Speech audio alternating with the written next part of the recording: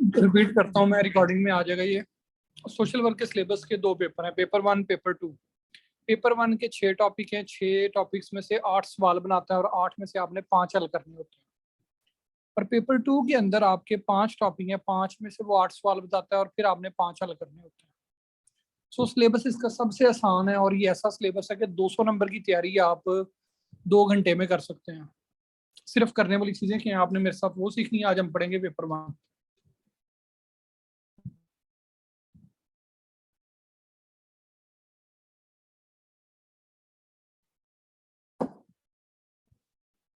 मुझे एक second, syllabus थोड़ा पहले मैं ओवरव्यू दे लूँ आपको, फिर डायरेक्ट पढ़ते हैं। पहला सवाल है नंबर 1, सब्जेक्ट का तारुफ जमा हिस्ट्री उसकी। ये पहला सवाल है। इसमें से एक सवाल पेपर में आना होता है कि history of social work in Pakistan. दूसरा सवाल है पाकिस्तानी सोसाइटी। ये सोशियोलॉजी के लिए भी वैसे इंपॉर्टेंट है। इसमें आपने मुआशरे की तारीफ पढ़नी है, क्या होती है, खसूसियात पढ़नी है, करेक्टरिस्टिक्स, और रूरल अर्बन जो है इसका डिफरेंस पढ़ना। ये आपका दूसरा सवाल है। तीसरा सवाल है कल्चर का, कि कल्चर क्या होता है।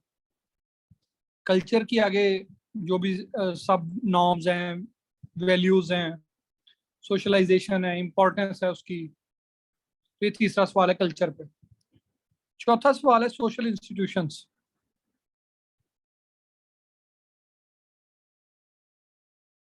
सोशल इंस्टीट्यूशंस में हमारी फैमिली आती है सबसे पहले, फिर रिलीजियस इंस्टीट्यूशंस आते हैं, फिर पॉलिटिकल इंस्टीट्यूशंस हैं, फिर इकोनॉमिक हैं कि हमारी इकोनॉमी कैसी है, हमारी एजुकेशन कैसी है, हमारी एंटरटेनमेंट कैसी है, और इनकी अहमियत। चौथा सवाल है, पांचवा सवाल है सोशल चेंज, कि मुआशरे के अंदर चाहे वो इसके इंस्टीट्यूशंस के अंदर तब्दीली हो, चाहे सोसाइटी में तब्दीली हो, वो तब्दीली कैसे आ सकती है, सोशल चेंज होती क्या है। ये जो हम तब्दीली का नारा सुनते हैं और लगाते हैं, तो इसके पीछे आपको सोशल चेंज का कंसेप्ट पढ़ना पड़ेगा, तब जाके आपको ये कंसेप्ट समझ आएगा। और छठा है हमारी सोशल प्रॉब्लम्स। कौन कौन सी हैं जी सोशल प्रॉब्लम्स? पॉवर्टी है, हंगर है, ड्रग्स है, बेगरी है, जुवेनाइल डेलिक्वेंसी यानी बच्चों के अंदर जुर्म की तरफ जाना है, चाइल्ड लेबर है, वायलेंस है, क्राइम है, टेररिज्म अब आ गया, अनएम्प्लॉयमेंट है, बॉन्डेड लेबर है। तो ये सवाल है टोटल। इन सारे सवालों के अंदर हर बंदा लिख सकता। इसमें जो पढ़ने वाली चीज है नंबर 1, वो हिस्ट्री पढ़ने वाली है, जिसको डिटेल्ड आप पढ़ेंगे तो तब जाके चीजें समझ में आएंगी। और इसके अलावा पूरे पेपर में जितने भी सवाल हैं वो सारे गप्पों पे मुश्तमिल है, कोई नई चीज अलग से आपको पढ़ने की जरूरत नहीं है। हिस्ट्री के अलावा यानी हिस्ट्री के अंदर आपको इंपॉर्टेंट पॉइंट्स का पता होना चाहिए कि हम हमारे मुल्क में सोशल वर्क जो है उसमें कौन कौन सी हिस्ट्री है। बाकी जितनी सोशल प्रॉब्लम्स हैं इनके फैक्ट्स एंड फिगर्स आपको देखने पड़ेंगे। जैसे बेगरी हमारे मुल्क में कितनी है उसके स्टैटिस्टिक्स देखने हैं आपने, ड्रग एडिक्ट्स कितने हैं हमारे पास और हमारे पास कितनी उनको ठीक करने की जगह हैं। हमारे पास सोशल रिफॉर्मेशन के दीगर कौन से इदारे हैं, जैसे जेल्स हैं। तो जेलें बेसिकली सजा के लिए नहीं होती, जेलें रिफॉर्म्स के लिए होती हैं। तो हमारे पास वो कितने हैं। तो ये हमारा टोटल पेपर 1 है। आज हम पेपर 1 का एक ओवरव्यू लेंगे, मैं आपके साथ स्क्रीन शेयर करता हूँ पीडीएफ की शक्ल में। कल हम पेपर 2 देखेंगे।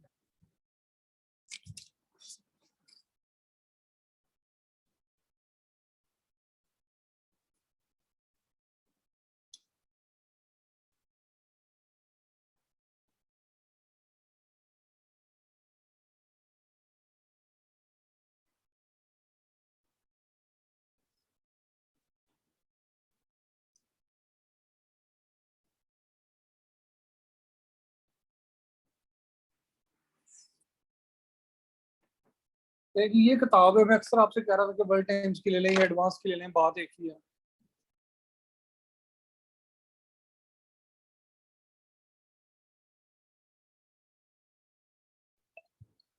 ये हमारे पास किताब है जी। पहला चैप्टर है हिस्ट्री।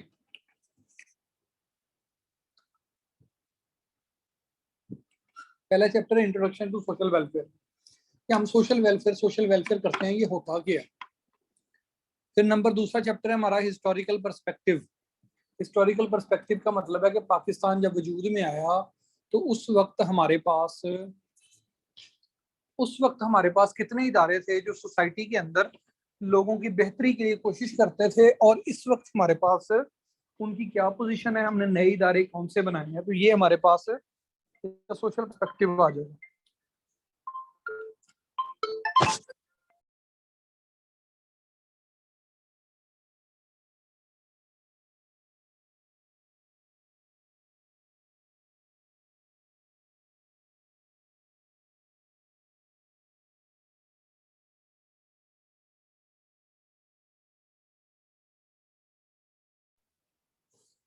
लें जी, इंट्रोडक्शन टू सोशल वेलफेयर है, दूसरा हिस्टोरिकल पर्सपेक्टिव है, तीसरा पाकिस्तानी सोसाइटी के बारे में बताया है, इसके बारे में लफ्ज मेल्टिंग पॉट इस्तेमाल होता है, फिर कल्चर के बारे में, फिर सोशल इंस्टीट्यूशंस के बारे में, फिर सोशल एंड कल्चरल चेंज के बारे में, फिर प्रॉब्लम्स के ऊपर बताया।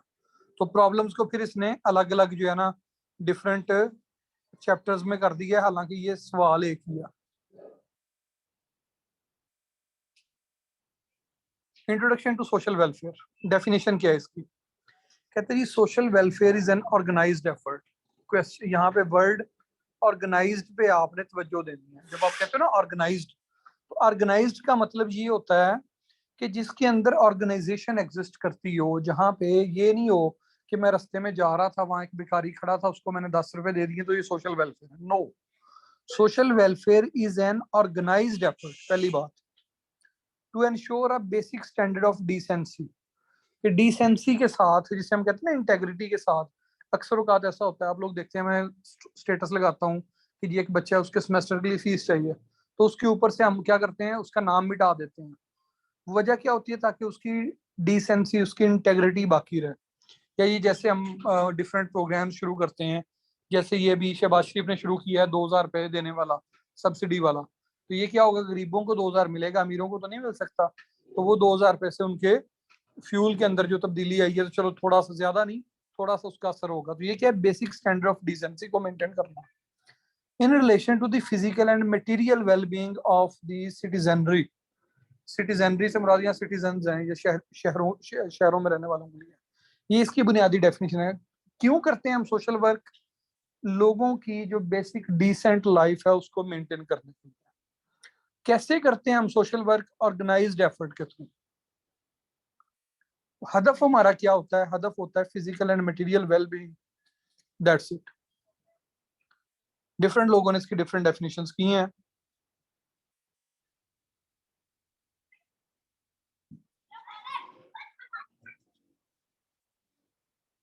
सोशल वेलफेयर के ऊपर डिफरेंट अप्रोचेस हैं।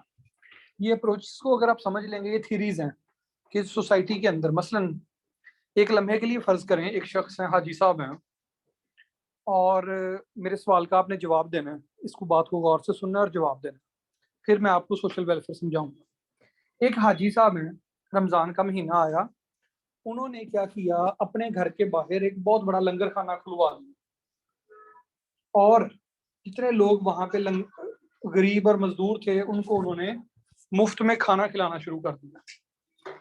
नंबर एक क्या किया, मैं ना छत पे बहता पे मोबाइल ते पाए हुए ਤੁਹਾਡੇ ਕੋਲ ਇੱਥੇ ना वॉलेट। अच्छा, उन्होंने क्या किया, हाजी साहब ने लोगों को खाना खिलाना शुरू कर दिया। लोग कहेंगे कि जी हाजी साहब बड़े अच्छे हैं। कुर्बानी की ईद आई, हाजी साहब ने एक ऊंट कुर्बान किया, 2-3 बैल कुर्बान किए, और 12-14 बकरे कुर्बान किए। सिनेरियो सुनते रहिएगा। एक आम मुसलमान जो उसे देखेगा वो कहेगा कि ये शख्स बहुत अच्छा है। क्यों कहेगा? कि जी इसने देखे हाजी साहब ने इतने मजदूरों को डेली फ्री खाना खिलाया अफ्तारी के टाइम पे, और इतने लोगों को इस बंदे ने क्या किया,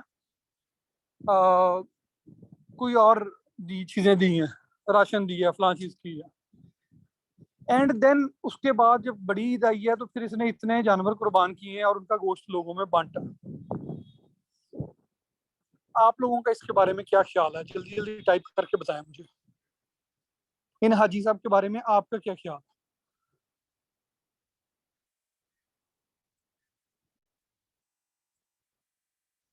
ये जो हाजी साहब हैं इनके बारे में आपका क्या ख्याल है? आपको क्या लगता है कि उन्होंने ऐसा किया, क्यों किया? मैं माइक ओपन कर देता हूँ अगर कोई ऐड करना चाहे तो।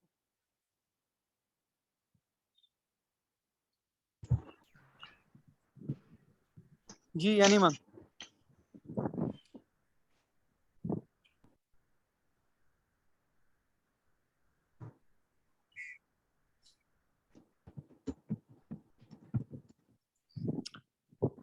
कोई नहीं है भाई, सारे खामोश हैं।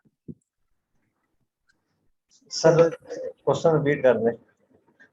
मैं ये सवाल रिपीट कर रहा हूँ। मैंने एक सिनेरियो क्रिएट किया है कि हाजी साहब हैं, हाजी साहब ने क्या किया, रमजान में लोगों को मुफ्त खिलाया है, मुफ्त जो है ना उनको शरबत दिया है, अफ्तारियां करवाई हैं, उसके बाद ईद पे उन लोगों को फितराना भी दिया है, और उसके बाद बड़ी ईद आई है तो उन्होंने जानवर भी कुर्बान किए, गोश्त भी दिया है। इस सारी सिचुएशन में आपका उन हाजी साहब के बारे में क्या व्यू है? साकिब कहते हैं सर ये तो नीयत पे डिपेंड करता है, अगर सवाब की होगी तो फायदा और अगर दिखावे के लिए तो पकड़। मोहम्मद वकास कहते हैं जस्ट चैरिटी। जुनैरा कहती हैं he is generous that's why. तो उन्होंने अपने कोई गुनाह माफ करवाने होंगे। सर जी सोशल एक बात वेलफेयर ये के भी तो हो लिए सकती है कि मार्केटिंग कर रहे हो भाई साहब, ये भी मुमकिन है, मार्केटिंग कर रहे हो, बिल्कुल ठीक है। और लोगों को इकट्ठा करके जो है वो डिस्ट्रीब्यूट कर रहे हो, उसके बाद भाई साहब छुरा तेज किया हो भाई साहब ने, यस, दूसरी मैं ये तरफ से छुरे की तरफ कारोबारी लाना चाह हजरात। रहा था आप लोगों को। अब वही हाजी साहब हैं, उनकी ना इंपोर्ट एक्सपोर्ट का काम है, या वो मसलन मंडी के अंदर आड़ती हैं, और वो क्या करते हैं कि जो प्याज उन्होंने खरीद के रखा हुआ था, उस प्याज को उन्होंने सेव करके रखा हुआ था सस्ते दामों, जब रमजान आया तो 20 रुपए वाले प्याज की वैल्यू उन्होंने 100 रुपए किलो कर दी। ठीक है जी, कार्टेल बना के बाकी लोगों को भी साथ में लाया कर। और क्या किया, बाकी चीजें भी इस तरह से महंगी कर दी जखीरा अंदोजी करके। अब बताएं, अब हाजी साहब के बारे में किसका क्या ख्याल है, जो जनरस वाले थे और दीगर लोग थे? यहाँ पे हमें एक बात समझ में आती है, बात ये समझ में आती है कि जिसे हम सोशल वेलफेयर कह रहे हैं, इसको देखने के मुख्तलिफ एंगल्स हैं, इसको देखने के मुख्तलिफ एंगल्स हैं। एक बंदा है वो ये कहेगा कि यार उसके कारोबार को साइड पे करो, ये देखो कितने लोगों का वो चूल्हा जला रहा है, और वही बंदा अपने पास जो लोग उसके पास काम करते हैं उनको अंडर जो है ना पे करता है, उनको कम तनख्वाह देता है ताकि वो उस पर मोहताज रहें। वही शख्स क्या करता है, वही हाजी साहब क्या फरमाते हैं, वही शख्स क्या करते हैं, टैक्स जो है उसको पे नहीं करते। वही हाजी साहब क्या करते हैं, अंडर इन्वाइसिंग करते हैं, चीज़ों को महंगा बेचते हैं लेकिन कागजों में सस्ता शो करते हैं। वही हाजी साहब जो हैं वो क्या करते हैं, लोगों के ऊपर तरस नहीं खाते और उनसे बॉन्डेड लेबर लेते हैं। ये जो सारी बातें थी ना, इन बातों को देखने के मुख्तलिफ तरीके हैं। एक बंदा है जो कैपिटलिस्ट है, यहाँ पे देखें, जो डेमोक्रेटिक है कैपिटलिस्ट है, वो क्या कहेगा? डेमोक्रेटिक कैपिटलिस्ट कहेगा कि कैपिटल के ऊपर प्रॉफिट जनरेट करना उन हाजी साहब का हक है, जो वो कर रहे हैं ठीक कर रहे हैं, और सोसाइटी को जो वो दे रहे हैं वो एक चैरिटी है, तो ये अच्छी बात है। अगर वो दे रहे हैं, ना भी देते तो हमने उनका क्या कर लेना था? हम तो सिर्फ बॉन्डी टैक्स ले सकते हैं ना, उनपे बॉन्डी टैक्स ले सकते हैं, इसके अलावा तो कुछ नहीं कर सकते। तो एक बंदे का व्यू ये होगा कि नहीं जनाब, पैसा कमाना हर बंदे का हक है, अब प्रॉफिट कमाना हर बंदे का हक है, उसको करना चाहिए। और उसके मुकाबले में एक मार्क्सिस्ट आ जाएगा। मार्क्सिस्ट क्या कहेगा? मार्क्सिस्ट कहेगा कि नहीं जनाब, वो हाजी साहब ने जो प्रॉफिट कमाया है, क्या उस प्रॉफिट के अंदर जो वैल्यू ऐड हुई थी, तो क्या उसने सारे लोगों को उसका प्रॉफिट इक्वली डिस्ट्रीब्यूट किया, या जस्ट तरीके से डिस्ट्रीब्यूट किया, या सारे पैसे वो खुद ले गया? तो हमें पता है कि जनाब लोगों को तनख्वाह दी जाती है 12,000 14,000 महीने की, और प्रॉफिट तो जो होता है वो मालिक खुद रखता है। तो मार्क्सिस्ट कहेगा कि he is an agent of social operation, वो सोशियो इकोनॉमिक ऑपरेशन कर रहा है उनपे। वो ऑपरेशन कह लें, या इसको आप सप्रेशन कह लें, या कि जुल्म कह लें, कि वो उनपे सोशियो इकोनॉमिक जुल्म कर रहा है। और उसके बदले में वो क्या कर रहा है, लोगों को चंद चीजें करके, दिखावे करके लोगों को ये बताना चाहता है कि मैं बड़ा नेक हूँ, बड़ा ईमानदार हूँ, मैं लोगों के लिए बड़ा करता हूँ, मैं मजहबी आदमी हूँ, और ये सारा कुछ। तो जो मार्क्सिस्ट अप्रोच है सोशल वेलफेयर की, वो ये कहेंगे कि सोशल वेलफेयर का कंसेप्ट ही गलत है। सोशल वेलफेयर जो है ये कुछ चीज ही नहीं है, सोसाइटी को बजाते खुद एक्ट करना चाहिए, और सारे लोगों के दरमियान जो रिसोर्सेज हैं वो इक्वली डिस्ट्रीब्यूट होने चाहिए।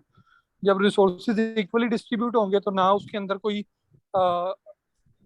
एक्सप्लॉइटेशन होगी, ना उसके अंदर कोई शख्स ये कहेगा जी मेरे अब्बे तो 10 मुरब्बे सन, मेरे अब्बे दे 20 मरबे सन ते मैं जिहड़ा ने इस वे तो लैंडलॉर्ड हाँ।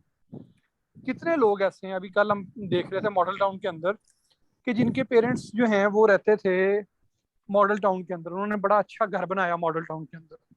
अब हम तो घर की साइज को देख के उस पर टैक्स, प्रॉपर्टी टैक्स लगा रहे होते हैं, लेकिन उन लोगों की इनकम कम है, घर बहुत बड़े बड़े हैं, इनकम कम है। अब टैक्स उन्होंने अपनी इनकम में से निकाल के पैसे देने होते हैं ना। तो अब वो एक बंदा है 2 कनाल के घर में रह रहा है, उसका टैक्स 80,000 रुपया बन गया है, और उसके पास 80,000 रुपये नहीं होते कि वो साल बाद दे सके। वजह क्या है कि उसके माँ बाप ने मकान तो बना दिया था। तो ये डिफरेंट किस्म की आपके पास यहाँ पे क्लासेस आएंगी, लोग आएंगे, इन सब की वेलफेयर जो होती है ना, वो कौन इंश्योर कर सकता है? वो मार्क्सिस्ट कहते हैं कि हम लोग इसको इंश्योर कर सकते हैं। क्यों? क्योंकि हम लोग क्या करेंगे, तमाम लोगों को के अंदर बराबर बराबर चीजें बांट देंगे, कोई अमीर नहीं होगा, कोई गरीब नहीं होगा। तो मार्क्सिस्ट व्यू जो है सोशल वेलफेयर का वो ये है कि social welfare programmes offered by the capitalist are an illusion. ये कंप्लीटली इल्यूजन है। ये जब इल्यूजन है तो आप इसको एक धोखा और झूठ के तौर पे देखते हैं जो मार्क्सिस्ट हैं। लेकिन जो स्ट्रक्चरल फंक्शनलिस्ट हैं वो हमारे मौलवी साहब वाली दलील देते हैं। वो कहते हैं कि जनाब अगर सारे ही अमीर हो जाएंगे तो काम कौन करेगा, और अगर सारे ही गरीब हो जाएंगे तो इन्वेस्ट कौन करेगा। तो ये स्ट्रक्चरल फंक्शनलिज्म की अप्रोच है। हम देखते हैं इसके बारे में डिफरेंट अप्रोचेस। पहले ये सोशल वेलफेयर है, सोशल रिफॉर्म। हमारे पाकिस्तान के अंदर जो सोशल वेलफेयर का कंसेप्ट है, ये सोशल रिफॉर्म करने के लिए आप लोग बेनजीर इनकम सपोर्ट प्रोग्राम पे, आप लोग एहसास स्कॉलरशिप प्रोग्राम पे, आप एहसास गरीब प्रोग्राम पे, आप लोग ये जो करंट शहबाज शरीफ ने 2,000 रुपया देने का ऐलान किया, इस पे आपको एतराज करने का पूरा जमहूरी हक है। लेकिन पहले ये समझ लें कि ये जो इस तरह के पॉवर्टी इरेडिकेशन प्रोग्राम्स होते हैं, ये प्रोग्राम्स बेसिकली सोसाइटी के अंदर तब्दीली लाने के लिए होते हैं। अब एक बंदा है, वो पूरा महीना घर में पड़ा हुआ है, उसके पास पैसे नहीं है दवाइयों के लिए, उसके पास खाने के लिए पैसे नहीं है। तो अगर उसे पता है कि स्टेट उसे महीने बाद 2,000 रुपया भेज देगी, तो वो उसमें से 2,000 में से मेडिसिन ले लेगा या कोई और चीज छोटी मोटी ले लेगा। तो वो इस काबिल हो जाएगा कि वो बाहर खड़ा होकर जाकर मजदूरी कर सके, वो कहीं से कुछ कमा सके। ठीक है। तो ये बेसिकली जो थोड़े बहुत पैसे स्टेट देती है, चाहे वो 12,000 इनकम सपोर्ट प्रोग्राम वाला हो, चाहे वो एहसास प्रोग्राम के नाम पे हो, चाहे वो इस नाम पे हो, स्टेट जो है वो क्या करती है, ये बेसिकली लोगों को एक हल्का सा बूस्टर दे रही होती है कि आपके जो बुनियादी खर्चे हैं थोड़े बहुत है वो मैंने उठा लिए हैं, अब आप उठें और अपनी जो बाकी लग्जरी की चीजें हैं, जो आपकी बुनियादी जरूरियात हैं, उनको आप पूरा करना शुरू कर दो। तो सोशल रिफॉर्म लाने के लिए, सोसाइटी में मस्बत तब्दीली लाने के लिए सोशल वेलफेयर हम इस्तेमाल करते हैं, पहली बात। दूसरा तरीकाकार ये है social welfare as citizenship. Marshall बंदा था जी, उसने ये आइडिया दिया, उसने कहा development of social service basically to development of citizenship rights in the modern democratic states. These rights consist of 3 different elements: civil, political and social। कहते हैं कि जी सोशल वेलफेयर सिर्फ ये नहीं है कि लोगों को पैसे दे दो और उसके बाद आप जो मर्जी करो, नहीं। सोशल वेलफेयर में जो बेसिक ह्यूमन राइट्स हैं, यहाँ पे जो सोशल वेलफेयर है सिटीजनशिप, यहाँ पे शहरियों के जितने बुनियादी हकूक हैं सियासी, जितने उनके, शायद हवा तेज चल रही है। सोशल वेलफेयर के अंदर क्या होता है, इंसानों की बात की जाती है। 3 तरह के हकूक। नंबर 1, आपके कौन से हकूक हैं? सिविल हकूक हैं। सिविल हकूक क्या होते हैं? जिसे आप बेसिक ह्यूमन राइट्स कहते हैं। Right to assembly, right to profess religion, right to do different things, right to speech, right to freedom of speech, और इस तरह की चीजें।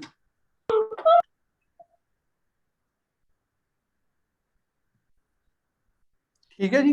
नेक्स्ट हमारे पास आ जाता है यहाँ पे सिटीजनशिप के बारे में, और फिर पॉलिटिकल राइट्स है कि एक शख्स जो है वो खड़ा हो सकता है कोई भी इलेक्शन पे। ये जरूरी नहीं है कि बहुत ज्यादा मालदार बंदा इलेक्शन पे खड़ा हो, गरीब आदमी भी इलेक्शन पे खड़ा हो सकता। फिर किसी को पॉलिटिकल पार्टी बनाने से नहीं रोका जा सकता, हर बंदा अपनी पॉलिटिकल पार्टी बना सकता है। ये आपके पॉलिटिकल राइट्स हैं। इसी तरह आपसे आपके कुछ सोशल राइट्स होते हैं। सोशल राइट्स क्या होते हैं? मसलन किसी शख्स को जबरदस्ती कमरे में बंद नहीं किया जा सकता, प्रोवाइडेड दैट, जो एक वो जेल का कंसेप्ट होता है, उसके अलावा आप किसी भी शख्स को कमरे में बंद नहीं कर सकते, जेल में बंद नहीं कर सकते।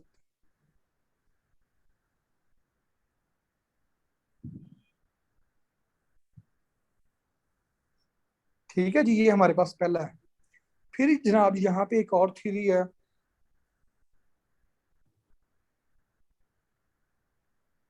साकिब कहते हैं कि जी ये जो आपके पास सोशल वेलफेयर के पॉवर्टी एरेडिकेशन प्रोग्राम्स होते हैं, ये बेसिकली लोगों को हड हराम बनाने के लिए होते हैं। कौन चाहता है कि उसका मुल्क के लोग जो हैं वो हड हराम बने? कोई भी नहीं चाहता। सारे लोग ये चाहते हैं कि हमारे मुल्क के लोग काम करें। अगर आप ये कहते हैं ना जी ये करप्ट लोगों ने पैसे दिए हैं इसलिए कि वो उसमें से करप्शन करना चाहते हैं, तो अल्टीमेट हदफ तो उसका यही है ना कि लोगों को पैसे मिले और पैसे दे के, तो ताकि वो लोग अपनी बुनियादी छोटी छोटी जरूरियात पूरी कर सकें, जिसके लिए उन्हें भीख ना मांगनी पड़े, और उसके बाद वो जाएं और मेहनत मजदूरी करें और वो जाके अपने आप को कमाएं। तो ये है हमारे पास। अच्छा, जो सिविक हमारे पास इंस्टीट्यूशन से, तो जो सिविक राइट्स थे इंसान के एलिमेंट्स थे, तो वो जो सिविक एलिमेंट्स थे उनकी वजह से हमने लीगल इंस्टीट्यूशंस बनाए। मसलन हमने डिफरेंट इदारे बनाए जिसमें आपके पास आ जाता है, लेट्स सी, आपके पास आ जाता है अदालतें आ जाती हैं, आपके पास पुलिस का महकमा आ जाता है और दीगर लॉ एनफोर्समेंट एजेंसीज। ये आपके सिविक राइट्स को इंश्योर करने के लिए होते हैं। आपकी कोई लड़ाई हो जाती है, झगड़ा हो जाता है, कोई आप पे जुल्म करता है, कोई आपके पैसे छीन लेता है, कोई आप पे अनड्यू जबर करता है, आप कहाँ पे जाते हो? या अदालत में जाते हो या थाने में जाते हो, तो या जो भी यानी स्टेट का इंस्टीट्यूशन होता है उसके पास जाते हो। तो उससे जो आपके सिविल एलिमेंट था सोशल वेलफेयर का, उससे आपके तालीम कौन से जो हुकूमती इदारे हैं डिफरेंट वो वजूद में आए। फिर जो आपके पॉलिटिकल था उसकी वजह से आपकी हुकूमत वजूद में आई, और जो आपके सोशल था उसकी वजह से आपके डिफरेंट सोशल वेलफेयर के इदारे वजूद में आए। जैसे सोशल वेलफेयर डिपार्टमेंट आपका आ गया, जैसे स्कूल एजुकेशन डिपार्टमेंट आ गया, जैसे हायर एजुकेशन डिपार्टमेंट आ गया, ये सारे आपके, जैसे हेल्थ डिपार्टमेंट आ गया, ये सारे के सारे आपके क्या थे बेसिकली? बेहतर करने के लिए थे। किस चीज को? आपकी जो सोशल वेलफेयर है उसके लिए ये डिपार्टमेंट्स है। तीसरी, ये सेकंड अप्रोच है हमारी, सोशल वेलफेयर को आप सिटीजनशिप के लिए करते हैं, ताकि जो सोसाइटीज हैं, जो मॉडर्न सोसाइटीज हैं जिनके अंदर लोगों को डेमोक्रेसी के जरिए, ये नहीं चाहिए मुझे, डेमोक्रेसी को क्या करते हैं आप इंश्योर करते हैं। तो ये जो डेमोक्रेटिक राइट्स होते हैं वो यहाँ से ओरिजिनेट होते हैं। फिर है जी convergence theory of social welfare. Convergence theory क्या होती है? ये कहती है जी role of industrialisation in shaping the institutions of social welfare. Convergence क्या है? आज से 50 साल पहले की जो खातून थी, क्या वो ये इमेजिन कर सकती थी कि वो जनाब नासा के अंदर चांद पे जाने की तैयारी करेगी, पाकिस्तानी खातून? तो आंसर इज नो। अच्छा, आज की जो पाकिस्तानी खातून जो मर्द से ज्यादा कमा रही होती है, तो क्या वो ये इमेजिन कर सकती थी आज से 100 साल पहले कि जी मैं भी मर्द से ज्यादा कमाऊंगी? जितनी आजकल यहाँ पे वेमेन एम्पावरमेंट हो गई है, क्या ये 100 साल पहले मुमकिन थी? तो आंसर इज नो।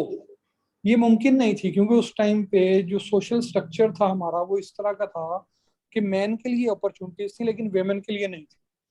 अब यहाँ पे इंडस्ट्रियलाइजेशन जब हुई, तो जो कैपिटलिस्ट था उसने देखा कि जी मुझे तो सस्ती लेबर चाहिए। सस्ती लेबर के लिए उसने पहला काम क्या किया? उसने ये कहा कि जो एक बड़ी पॉपुलेशन है लोगों की जो घरों के अंदर बैठी हुई है, खवातीन की, तो इनको मैं कैसे यूटिलाइज कर सकता हूँ? तो उसने यहाँ पे फेमिनिस्ट मूवमेंट या इन चीजों को स्पॉन्सर करना शुरू किया इंडस्ट्रियलिस्ट में।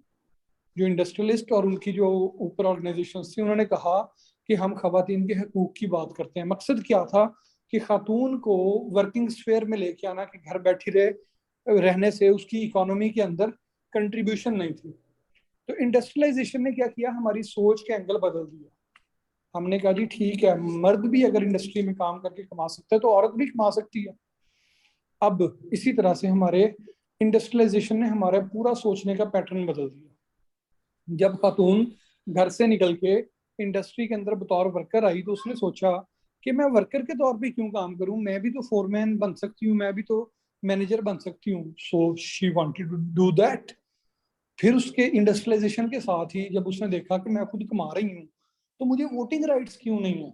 आपको पता है अमेरिका में 1920 में वोटिंग राइट्स मिले हैं खवातीन। तो फिर क्या हो गया? यानी खवातीन की इनकलकेशन जो हुई यहाँ पे, आपके सोशल जो स्फेयर था, जो फैमिली के बाहर का स्फेयर था, तो इसमें इंडस्ट्रियलाइजेशन का एक बड़ा मामला आ गया। तो इसको हम कहते हैं कन्वर्जेंस थ्योरी। ये कहती है कि इंडस्ट्रियलाइजेशन ने हमारी सोसाइटी के पैटर्न्स को तब्दील करके रख दिया, और उसमें सबसे बड़ी एग्जांपल मैंने आपको खवातीन की दी है। इस तरह से अर्बनाइजेशन भी है। जब इंडस्ट्रीज नहीं होती थी तो लोग कहाँ रहते थे? देहातों में रहते थे, क्योंकि हमारी सोसाइटी एग्रेरियन थी, तो खेतों के अंदर ही लोग घर बना कर रह लेते थे। इंडस्ट्रियलाइजेशन की वजह से आपके सिटीज बनी, तो ये भी आपका पैटर्न चेंज हो गया। इंडस्ट्रियलाइजेशन की वजह से खवातीन जो है वो पब्लिक स्फीयर में आ गई, पैटर्न चेंज हो गया। इंडस्ट्रियलाइजेशन की वजह से पोल्यूशन हो गई, यहाँ पे ज्यादा गाड़ियां ज्यादा बनना शुरू हो गई। जब गाड़ियां ज्यादा बनेगी, इंडस्ट्री ज्यादा लगेगी, तो वो क्या करेगी? ज्यादा जो है वो कार्बन एमिशन करेगी। तो वो कहते हैं जी, जो करंट जितनी भी बड़ी प्रॉब्लम्स हैं, ये सारी की सारी इस वजह से हैं, ये इंडस्ट्रियलाइजेशन की वजह से हैं। और कहते हैं जितने सॉल्यूशंस निकले हैं वो भी इंडस्ट्रियलाइजेशन की वजह से निकले हैं। वो कहते हैं इंडस्ट्रियलाइजेशन ने क्या कर दिया? हमारी तमाम नीड्स को तब्दील करके रख दिया। पहले आप मोबाइल के बगैर गुजारा कर लेते थे, अब सबसे बड़ा मसला होता है कि मोबाइल मौजूद नहीं है। नेक्स्ट है हमारे पास फंक्शन। अच्छा, ये सिर्फ इसमें आपने थ्योरी में ना बंदे का नाम याद रखना है कि ये इस बंदे ने थ्योरी दी थी, बाकी बातें वही करनी है। जैसे मैंने इधर उधर की बातें की हैं, आपने भी वही करनी है। उसके बाद है फंक्शनल व्यू। इसमें पर्सन है, मेल्टन है और स्मेल्सर है। ये मॉडर्न फंक्शनलिज्म के कायल है। ये कहते हैं कि जनाब सोसाइटी के डिफरेंट सब सिस्टम होते हैं। वो जो सब सिस्टम होते हैं उनके जरिए से हम सोसाइटी को रन कर रहे होते हैं। जैसे मसलन स्कूल्स हैं, स्कूल्स के जरिए से हम लोगों को एजुकेट कर रहे होते हैं। मसलन जेल्स हैं, उसके जरिए से हम लोगों को रिफॉर्म कर रहे होते हैं। मसलन पुलिस का इदारा है, उसके जरिए से हम लोगों को जुर्म करने से रोक रहे होते हैं, या जुर्म कर ले तो उसकी सजा दिलवा रहे होते हैं।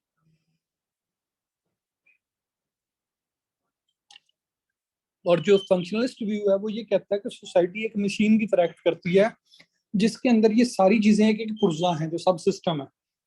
ये जितने भी सब सिस्टम है, उसमें चाहे आपकी एजुकेशन है, हेल्थ है, आपकी कम्युनिकेशन है, आपकी basic provision of basic needs है, जैसे बिजली है, टेलीफोन है, पानी है, जो भी चीजें हैं, उसने कहा ये सारी चीजें सब सिस्टम्स हैं। और ये सब सारे सब सिस्टम्स मिलकर एक सोसाइटी तश्कील दे रहे हैं। लिहाजा इन सब पे काम करना जरूरी है अगर आप सोशल वेलफेयर करना चाहते हो। किसी को ये बात, चौथा पर्सपेक्टिव समझ ना आया हो,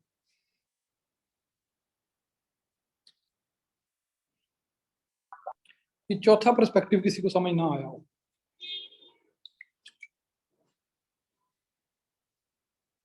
पांचवा पर्सपेक्टिव है हमारे पास, मार्क्सिस्ट पर्सपेक्टिव।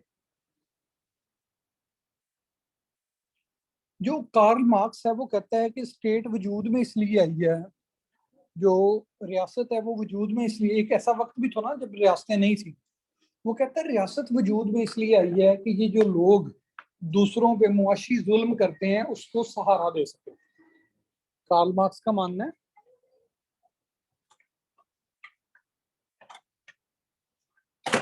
कि रियासत के वजूद में लाने का मकसद जो पैसे वाले लोग हैं, जो कैपिटलिस्ट हैं, जिससे वो कहता है बॉर्जियोसे क्लास, इन लोगों को, कैपिटलिस्ट लोगों को सहारा फराहम करना, ताकि वो लोग क्या करें, यहाँ पे जो जुल्म हो रहा है लोगों पे, स्टेट उसको लीगलाइज करे, स्टेट उसको, लोगों को उनके खिलाफ इनकलाब बपा करने से रोके।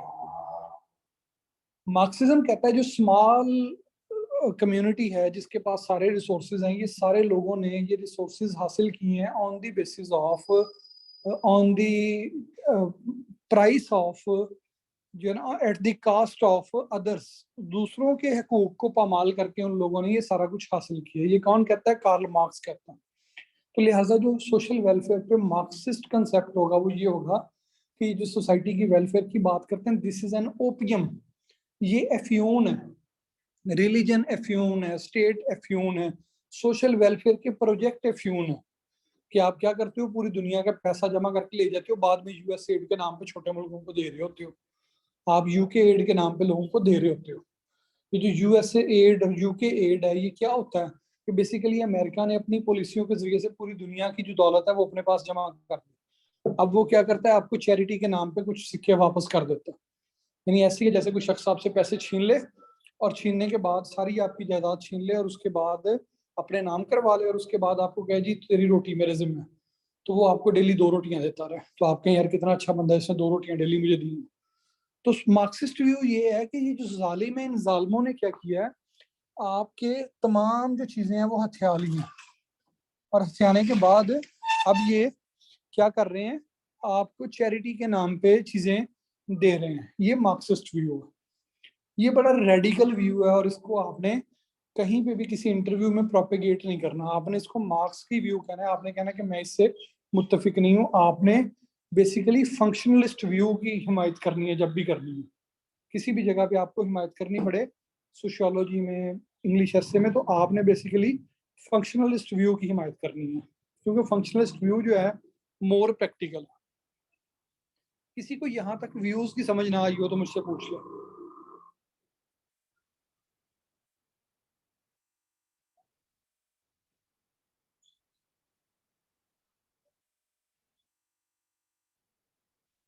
फिर आता है जी सोशल वर्क या सोशल वेलफेयर, पाकिस्तान के अंदर इसका स्कोप क्या है।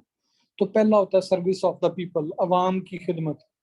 दूसरा होता है मेजर एक्टिविटीज कौन कौन सी करते हैं हमारे यहाँ पे, वो होती हैं जी सोशल इंश्योरेंस है, फैमिली सर्विसेज हैं, लोगों को कोई बंदा मर जाता है तो आप उसको कफन सोशल वेलफेयर डिपार्टमेंट से दिलवा सकते हो। अगर किसी की बेटी की शादी है तो उसको वो होता है, फिर माजूरों को, दीगर लोगों को वो क्या किया जाता है, डिफरेंट तरह से कंपनसेट किया जाता है। ये सोशल वेलफेयर है। ये जो डिसेबल्ड की सीट है, तो ये भी बेसिकली सोशल वेलफेयर के तहत मिलती है। ये जो खवातीन का कोटा है, ये भी सोशल वेलफेयर के तहत है, कि ये सोसाइटी की वेलफेयर है कि खवातीन को हम फील्ड फील्ड में लेके आए। ये जो खवातीन का अलग से कोटा होता है जॉब्स में।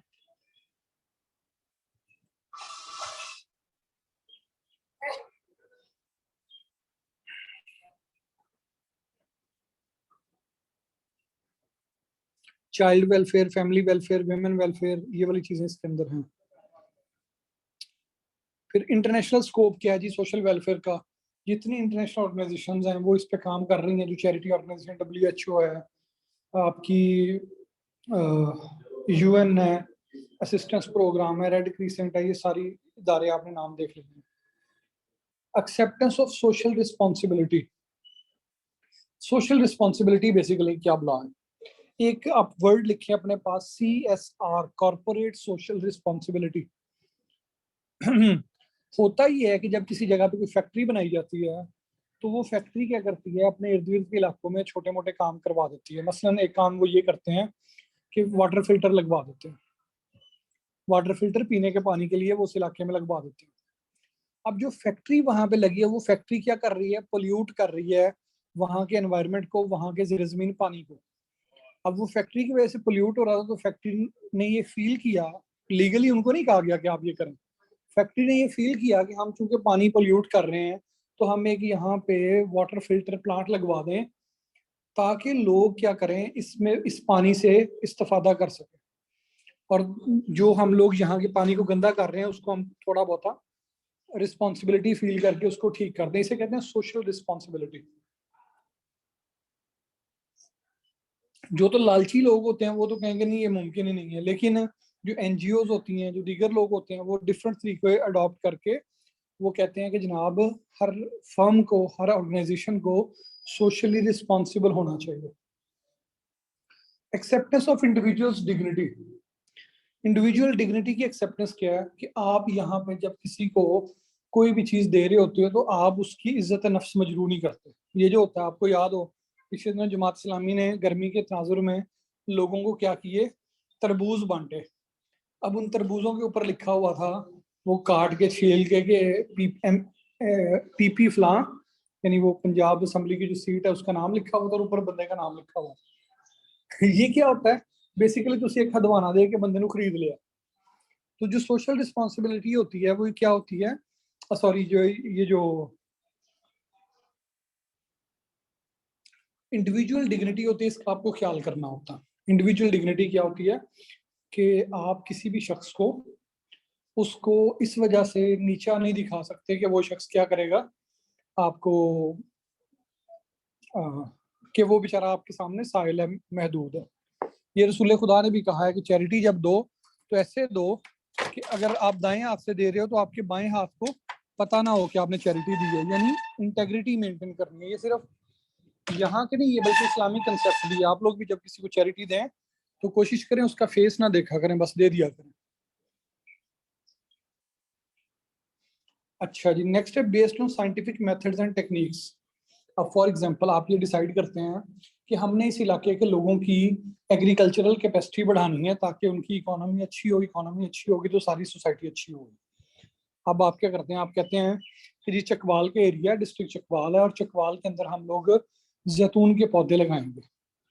अब जब तक आप ये तय नहीं कर लेते कि जी जैतून का पौधा जो है यहाँ पे लग सकता है या नहीं लग सकता, तो आप लगा भी देंगे, हो सकता है कि वो जैतून का पौधा वहां के इलाके के लिए मुनासिब ही ना हो। तो ये क्या होता है, आपको scientific methods and techniques use करके सोशल वेलफेयर कंटिन्यू करना होता है। ऐसे ही नहीं है कि आपका दिल किया, मसलन बाज लोग होते हैं वो सफेदे के दरख्त लगाते हैं। अब सफेदे का दरख्त माहौल दुश्मन दरख्त है, सफेदे का जो दरख्त है। तो अगर आपने वो रिसर्च नहीं पढ़ी होगी, नहीं देखा होगा, पाकिस्तान में अन्य हमने सफेदे लगाए और सफेदा जो होता है ये क्या करता है, वो ज़ेर ज़मीन पानी को वो हवा में निकालता है।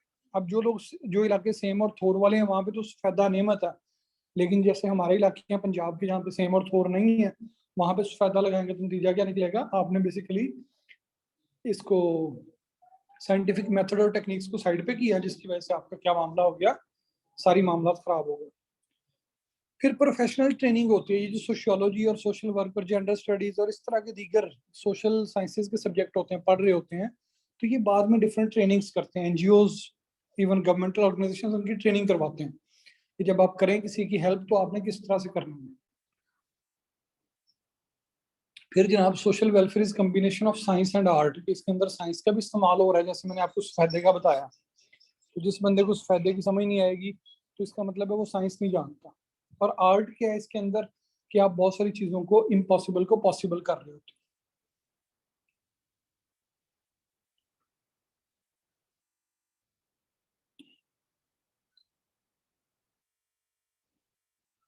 किसी को चैप्टर 1 में से ये सवाल मेरा समझ में ना आया हो तो मुझसे पूछ ले, मैं एक आधे मिनट की ब्रेक लूंगा फिर चैप्टर 2 पे जाऊंगा।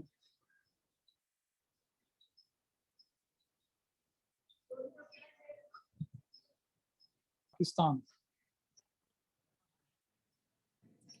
पाकिस्तान बनने से पहले हमारी जितनी भी चीजें थी ना, जितनी भी चीजें थी वो बेसिकली, जब अल्लामा इकबाल ने गांधी जी से ये कहा कि जनाब हम अलग कौम है आपसे, राउंड टेबल कॉन्फ्रेंस 2 के मौके पे, तो गांधी ने कहा नहीं हम एक ही कौम है और उस कौम का नाम हिंदुस्तानी कौम है। तो अल्लामा इकबाल ने कहा नहीं, हम लोग जो बर सगीर है ये डिफरेंट कौमों का मजमू है। तो उन्होंने जो वहाँ आर्गूमेंट दिया, वो उन्होंने आर्गूमेंट दिया था कि हमारा कल्चर आप लोगों से मुख्तलिफ है, लिहाजा हम अलग कौम है। जब उन्होंने कहा हमारा कल्चर आपसे मुख्तलिफ है, तो उस कल्चर के अंदर जो डिफरेंट चीजें बयान की वो सारी की सारी आपकी सोशल वेलफेयर की चीजें हैं। मसलन उन्होंने कहा कि हम खुले हवादार घर बनाते हैं, मसलन हमारे कपड़े पहनने का अंदाज आपसे डिफरेंट है, हमारी फलां चीज आपसे डिफरेंट है। तो यहाँ पे, और फिर जब वो हुई आपकी जो कांग्रेस मिनिस्ट्रीज आई 1937 में, उसमें क्या किया गया, उन्होंने कहा जी स्कूलों के अंदर जाना है तो हम यहाँ पे अपना विद्या मंदिर एजुकेशनल स्कीम नाफिज करेंगे। तो जो विद्या मंदिर या एजुकेशनल स्कीम थी जो, तो वो तो प्रो हिंदुइज्म थी। तो हमने कहा कि ये तो हमारे सिविल राइट्स की मुखालफत है। फिर हमने कहा कि हमें जनाब सेपरेट इलेक्टोरेट चाहिए ताकि हमारे नुमाइंदे हुकूमत में जाएं। तो उन्होंने उसकी मुखालफत की। तो हमने ये भी कहा कि ये हमारा जो पॉलिटिकल राइट है उसको वायलेट किया जा रहा है। तो आपकी पूरी Pakistan movement basically social welfare की मूवमेंट थी। सोशल वेलफेयर की मूवमेंट इसलिए थी, और बरतानिया क्यों मान गया, बरतानिया इसलिए मान गया कि अगर हमने इंडिया को तकसीम किए बगैर छोड़ा तो यहाँ पे पाकिस्तान और हिंदुस्तान के नाम पे डिफरेंट ग्रुप्स डिवाइड हो जाएंगे और वो ग्रुप्स आपस में एक दूसरे से जंगे करेंगे और सिविल वॉर का खतरा था। तो सिविल वॉर को अवॉइड करने के लिए पाकिस्तान और इंडिया को दो अलग अलग रियासतें डिक्लेयर कर दिया गया। पर जब पाकिस्तान बन गया तो हमारा यहाँ पे जो रिलीजियस इशू था वो किसी हद तक रिजॉल्व हो गया। तो फिर हमने कहा कि अब हमने ह्यूमैनिटेरियन एड जो है इस पे काम करना। तो पाकिस्तान ने 1951 के अंदर for the very first time UNO से ये कहा कि भाईजान आपके पास जो पढ़े लिखे लोग हैं, जो बड़े बड़े साइंटिस्ट हैं, वो हमें दें, वो हमें एक प्लान करके देंगे किस तरह से हम सोसाइटी को बेहतर कर सकते हैं। तो 1951 के अंदर आपके यहाँ पे असिस्टेंस ऑफ यूएन एडवाइजर्स हुई। तो वो लोग यहाँ पे आए, उन्होंने आपको असिस्ट किया और उन लोगों की असिस्टेंस पे, उन लोगों के मशवरे पे आपने अमल करते हुए एक प्लानिंग बोर्ड बनाया। ये जो प्लानिंग बोर्ड बना ये 1953 के अंदर बना, और इन्होंने कहा कि आप मुल्क की इकोनॉमिक डेवलपमेंट करें, और उसके इकोनॉमिक डेवलपमेंट में एक सेक्शन आपने सोशल वेलफेयर सेक्शन भी बनाया। और सोशल वेलफेयर सेक्शन की जिम्मेदारी क्या थी? पहला काम उसका ये था कि इन्वेस्टिगेट करे कि पाकिस्तान की सोशल प्रॉब्लम्स और नीड्स हैं क्या। दूसरा काम ये था कि जो जनाब इसके ऊपर जो कवानीन बनने हैं, जो पॉलिसियां बनने हैं, तो उनको रिव्यू करें। तीसरा काम ये था कि जनाब 5 ईयर प्लान के अंदर जो सोशल वेलफेयर के प्लान है वो डिजाइन करके दे, ये वाला विंग।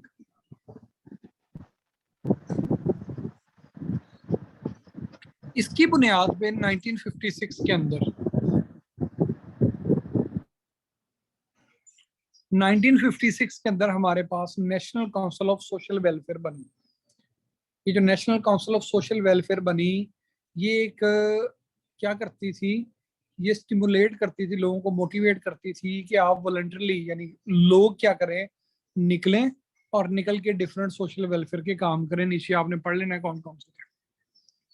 फिर इसके नतीजे में इसको देखा देखी प्रोविंसेस के अंदर भी सोशल वेलफेयर काउंसिल्स बनी। काम इनका क्या है? काम इनका ये है कि जो लोग अच्छा काम कर रहे हैं वो अच्छा काम करने के लिए डिफरेंट एनजीओज बनाए, अपने अपने मोहल्ले में, गली में आप एनजीओ बनाए, काउंसिल्स बनाए, यूनिट्स बनाए, और उनके जरिए से आप लोगों की बेहतरी के लिए काम करें।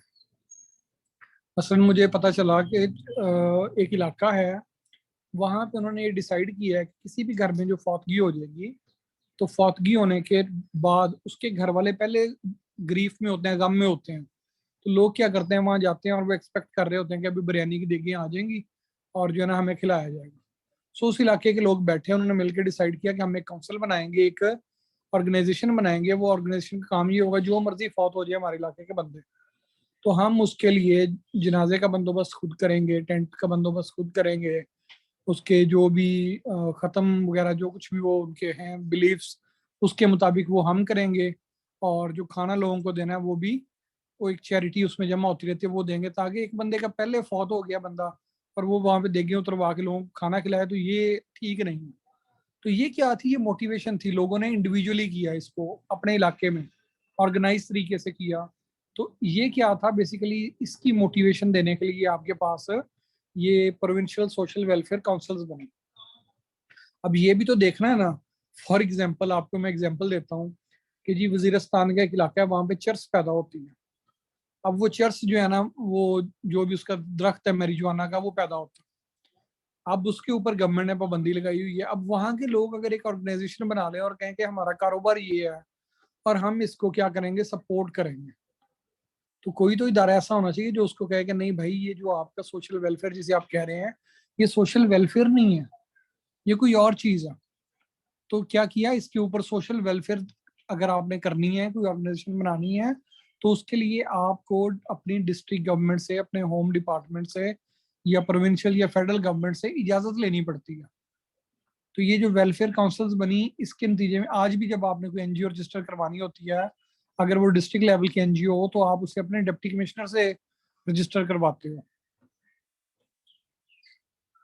फिर जनाब 1962 के अंदर हम लोगों ने central directorate of social welfare बनाया, ये फेडरल लेवल पे। और फिर 1962 के अंदर हमने क्या किया, इसको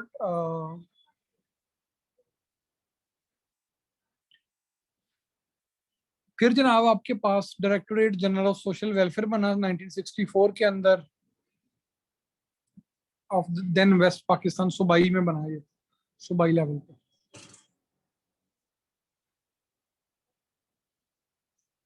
फिर प्रोविंशियल डायरेक्टोरेट्स बने, इनके फंक्शंस क्या थी आपने पढ़ लेने हैं। गवर्नमेंट ऑफ सिंध ने भी बनाया, इस तरह से सारे गवर्नमेंट्स ने बनाए। फिर उसके अंदर डिफरेंट चीजें बनी, जैसे वेमेन कमेटी है, institutional services provided by the social welfare directorate, कौन कौन सी थी। सोशल वेलफेयर के ट्रेनिंग इंस्टीट्यूट बने, ये जो टेवटा नहीं आप देखते, ये टेवटा की इदारे हैं, ये इस तरह के पूरे पाकिस्तान में बने। फिर जनाब जो अंडर प्रिविलेज्ड मूवमेंट थी, वेमेन थी, मसलन एक खातून है, वो आके शिकायत दर्ज कराती है कि मेरा वालिद मुझे मारता या मेरा हस्बैंड मुझे मारता, और मैं अपने किसी और रिश्तेदार की तरफ नहीं जा सकती, तो उसको क्या करती है अदालत, कहती है कि ठीक है आप दारुल अमान में चले जाएं। दो के दारुल अमान बड़ी गंदी जगह है, लेकिन स्टिल बनाने का मकसद क्या था, सोशल वेलफेयर। फिर socio economic centre for women Karachi में बना। डे केयर सेंटर्स ये हर बड़े शहर में होते हैं, जहाँ पे वर्किंग वेमेन अपने बच्चों को छोड़ जाती हैं ताकि वो काम कर सकें, और काम करने के बाद वो वापसी को उन्हें पिक कर लेती हैं। फिर मॉडल ऑर्फनेज, यतीम खाने बने। काशाना अतफालो नौनिहाल। फिर rehabilitation centre for the physically handicapped people, मजदूर लोगों के लिए रिहेबिलिटेशन सेंटर बने।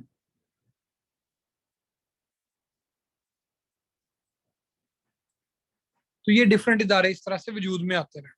फिर चाइल्ड वेलफेयर का इदारा वजूद में आ गया। इन सारे इदारों को आपने, ये मैंने कहा था, हिस्ट्री को डिटेल पढ़ना पड़ेगा क्योंकि इसमें छोटी छोटी चीजें हैं।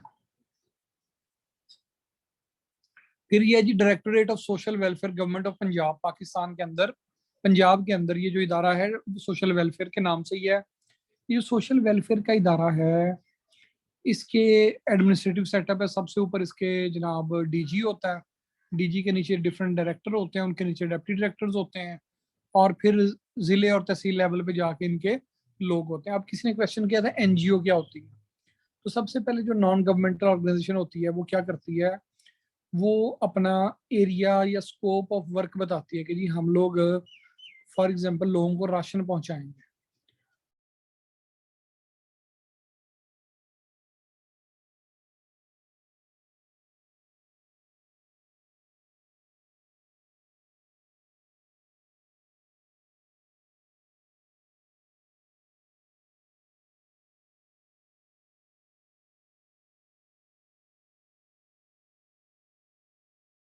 आप सरकारी अस्पतालों में जाएं, वहां पे जो दवाइयां होती हैं वो सरकारी अस्पताल बाज़ का आपको कहता है कि जी ये मैंने लिख के दे दिया डॉक्टर, आप जाएं फलान जगह से जाके ले लें। तो वहाँ सरकारी अस्पताल में बूथ बना होता है सोशल वेलफेयर डिपार्टमेंट का। एक अस्पताल की अपनी डिस्पेंसरी होती है जिसपे मेडिकल इमरजेंसी की दवाइयाँ फ्री मिलती हैं।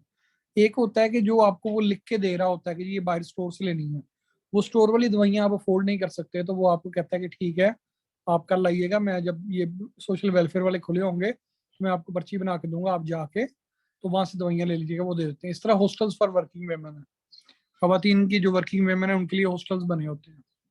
ये हमारी एकेडमी के सामने भी एक बना हुआ है सोशल वेलफेयर डिपार्टमेंट का ना।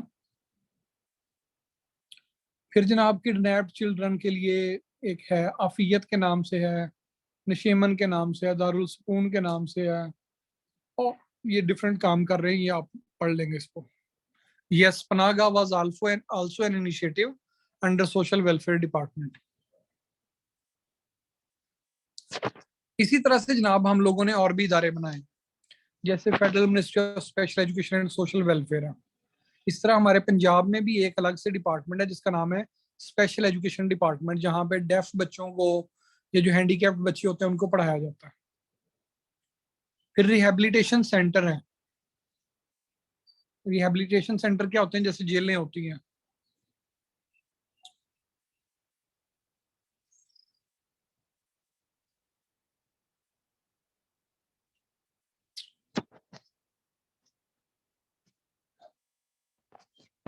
इसके अंदर आप तो वो सारे देखें करंटली जो चल रहे हैं, ये बुक पुरानी है, इसके अंदर कुछ नहीं है। यहाँ तक कोई क्वेश्चन है तो कर ले, हम पाकिस्तानी सोसाइटी पे जाने लगे हैं।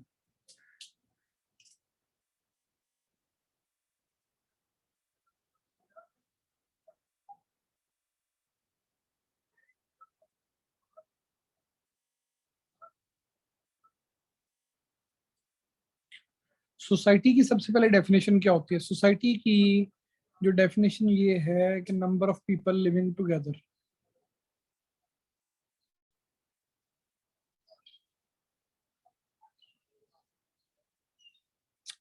हाँ जी, ये बुक 1 कंप्लीट करनी है, पेपर 1 कंप्लीट करना है आज। डिफरेंट डेफिनेशन है सोशियोलॉजी, सोसाइटी की। सोशियोलॉजी बेसिकली इसको डिफाइन करेगी क्योंकि स्टडी ऑफ सोसाइटी सोशियोलॉजी होती है। डिफरेंट है इसकी, डिफरेंट डेफिनेशन है, कोई हम एक देख लेते हैं। A society is a type of social system in any universe of social system which attains the highest level of self-sufficiency as a system in relation to its environment. Society ऐसी जगह कहते हैं जहाँ पे लोग मिलके रहते हैं और वो सेल्फ सफिशिएंट होते हैं, ये आपकी सोसाइटी कहलाती है। पाकिस्तान की जो सोसाइटी है, किसी भी सोसाइटी के कैरेक्टरिस्टिक्स क्या होते हैं? सबसे पहले आपने ये देखना होता है कि ये ज़रा लार्ज ह्यूमन ग्रुप होता है, ये आपस में एक दूसरे पे डिपेंडेंट होता है। मसलन मैंने कपड़े सिलवाने हैं तो दर्जी के पास जाना पड़ेगा, धुलवाने हैं तो धोबी के पास जाना पड़ेगा, मेरी और दीगर सोशल नीड्स हैं तो जो जो उनके एक्सपर्ट हैं उनके पास जाऊंगा। तो ये जो हम इंटरडिपेंडेंट है एक दूसरे के ऊपर, तो इस वजह से सोसाइटी वजूद में आती है। फिर हर सोसाइटी का अपना कल्चर होता है, अपना तरीक़ाकार होता है सर्वाइव का, इनका अपना सोशल सिस्टम होता है और ब्ला ब्ला ब्ला। यहाँ पे हमारे पास नेक्स्ट क्वेश्चन है, difference between rural and urban communities. जो देहाती और शहरी होती है, इनके अंदर क्या डिफरेंस होता है?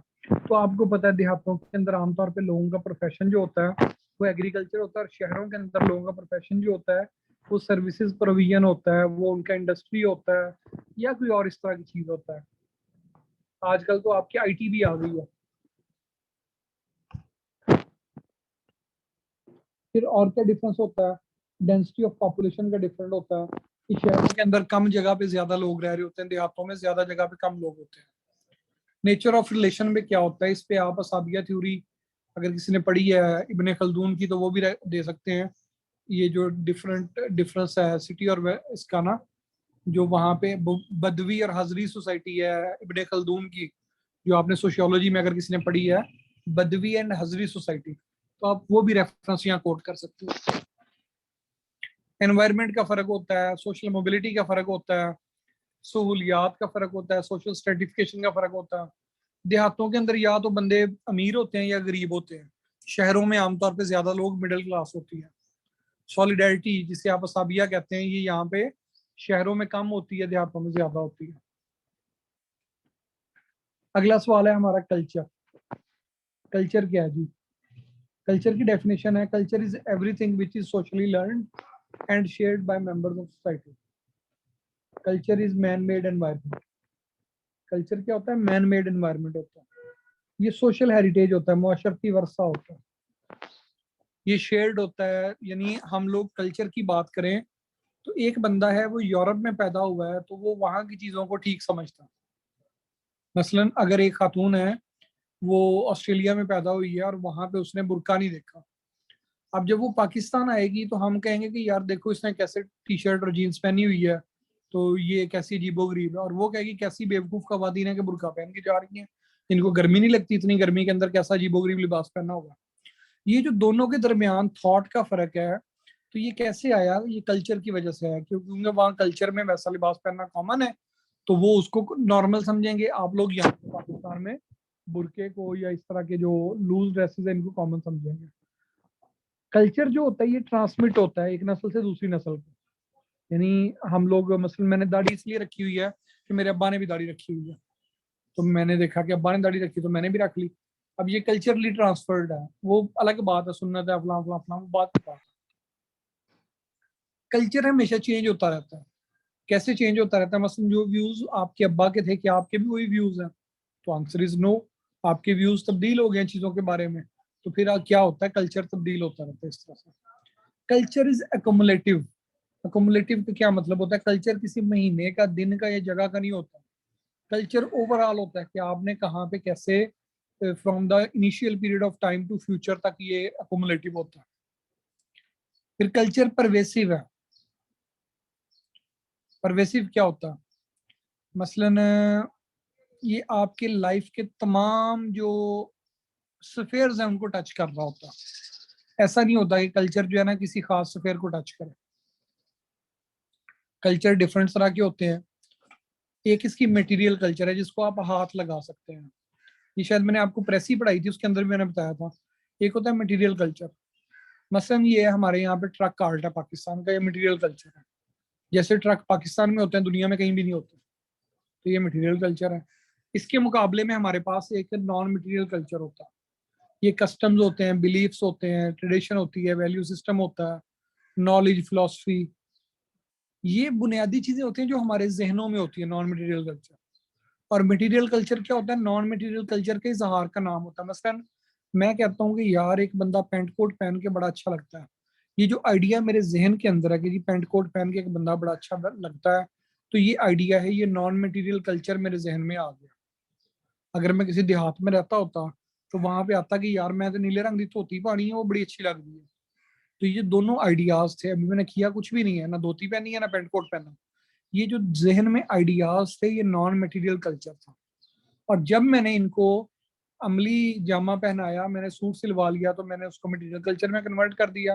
मैंने धोती ले आया तो मैं मटेरियल कल्चर में कन्वर्ट कर दिया। ये दोनों जो होते हैं एक दूसरे पे डिपेंडेंट होते हैं।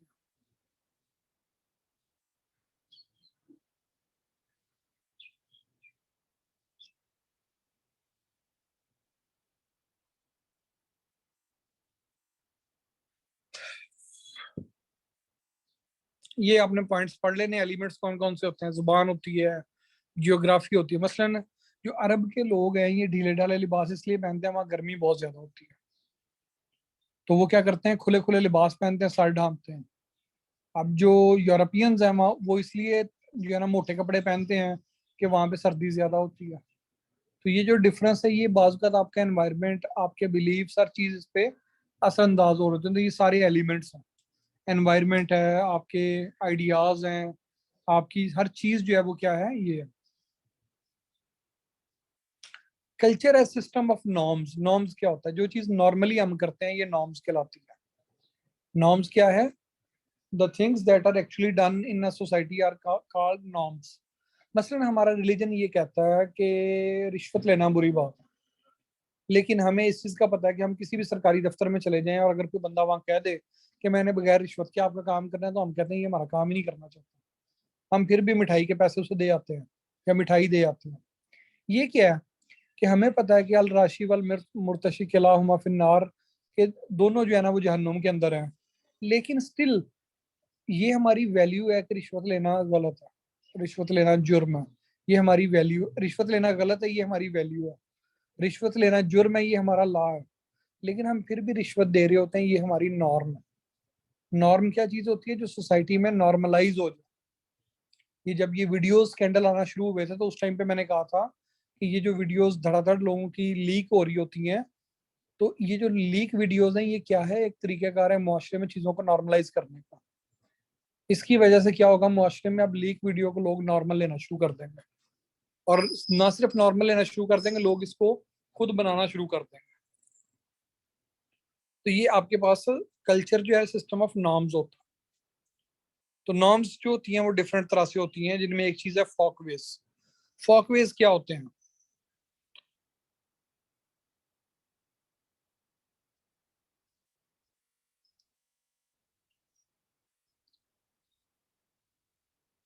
फॉकवेज क्या होते हैं, ट्रेडिशनल वेज जो होते हैं किसी भी काम को करने के, उन्हें हम फॉकवेज कहते हैं। मसलन ये है, हमारी सोसाइटी के अंदर, पाकिस्तान के अंदर ये कंसिडर होता है कि जो वालदैन हैं, जब वो बूढ़े हो जाएंगे तो वो बेटों के साथ रहेंगे। अब ये क्यों फॉकवे बना हमारे यहाँ पे, वो इसलिए बना कि हमारे यहाँ पे जो औरत थी उसको सबऑर्डिनेट समझा जाता है फैमिली के अंदर, और जो मेल है उसको फैमिली का हेड समझा जाता है। अब उसकी वजह से जो लोग ये बेटों की दुआ मांगते हैं ना, कि या अल्लाह, माएँ बेटों की दुआ मांगती हैं कि या अल्लाह मुझे बेटा दे दे, औलादन रीना अता फरमा। ये क्यों होता है, क्योंकि हमारे फॉकवे के अंदर ये लिखा हुआ है कि जनाब जो वालदैन है जब वो बूढ़े हो जाएंगे, लिखा नहीं हुआ, यानी सोसाइटी के अंदर ये एनग्रेव्ड है कि जब वालदैन बूढ़े हो जाएंगे तो बेटों की जिम्मेदारी है कि वो इनको संभालेंगे। लेकिन क्या लीगली ये बेटों की जिम्मेदारी है, तो आंसर इज नो, लीगली इसकी कोई जिम्मेदारी नहीं है। लेकिन मोरली जिम्मेदारी है। फॉकवेज ने, सोसाइटी ने इसको हमारे ऊपर एक लीगल नॉर्म बना के लगा दिया। अच्छा, यूरोप के लोग कैसे सोचते हैं, यूरोप के लोग ये सोचते हैं कि इधर बेटा बेटी 18 साल के हुए, they are independent to leave their home, and अब जो माँ और बाप हैं, उन्होंने जो अपनी लाइफ में कमाया है वो अपने घर में सुकून से रहेंगे। जो उनकी सेविंग्स हैं, जो उनकी वेलफेयर प्रोग्राम उनको मिल रहा है, वो उसके थ्रू किसी उसमें ओल्ड एज हाउस में भी रहना शुरू कर लेंगे, अगर वो अपने घर को देखते हैं कि वो वहां पे अकेले सर्वाइव नहीं कर रहे। और जो औलाद होती है वो 18 साल की होते ही अपने वालदेन से अलग हो जाती है। अब वहां का फॉकवे ये है कि पेरेंट्स को बुढ़ापे में संभालना उनकी जिम्मेदारी नहीं है, जो यूरोपियंस हैं।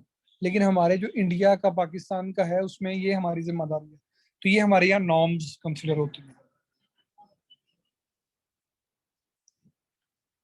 अच्छा, नेक्स्ट है मोर्स, MORES। मोर्स क्या होते हैं? कुछ चीजें दूसरी चीजों से ज्यादा इंपॉर्टेंट होती हैं, कुछ चीजें दूसरी चीजों से ज्यादा इंपॉर्टेंट होती हैं। मसलन हम एक बस में ट्रेवल कर रहे हैं, मैं बस में बैठा हुआ हूँ और मुझसे बड़ी एज का एक बंदा आता है और मैं एहतरामन उसके उठ को जगह दे देता हूँ, उठ के अपनी जगह दे देता हूँ। तो ये क्या होगा? ये नॉर्म है हमारी सोसाइटी का कि अगर कोई बड़ा आपसे आ जाए तो आप उठ के अपनी जगह उसे देते हैं, ये नॉर्म, ठीक है जी। लेकिन अगर मैंने सीट खरीदी और चाहे वो 80 साल का बंदा हो, उसने सीट नहीं खरीदी, खड़ा होके जाए, ये क्या है? लॉ है, कोई मसला नहीं है, मेरा लीगली ठीक किया मैंने। अब क्या होता है कि मैं वहां पे बैठा हूँ और देखता हूँ कि एक खातून आई है जो हो सकता है एज में मुझसे छोटी हो, लेकिन वो प्रेग्नेंट है और वो ज्यादा देर खड़ी होकर ट्रैवल नहीं कर सकती। तो अब मैं कहूंगा कि ये खातून जो है मेरी सीट पे बैठ जाए। अब क्या हुआ? जब मैंने किसी बड़े को अपनी जगह पे बैठने के लिए जगह दी थी, ये मेरी नॉर्म थी। और जो मैंने एक खातून के लिए सोशल रिस्पॉन्सिबिलिटी महसूस करते हुए जगह दी, ये मेरे लिए मोर था। तो जो फॉकवेज से ज्यादा इंपॉर्टेंट चीज होती है वो क्या होती है? मोर्स होती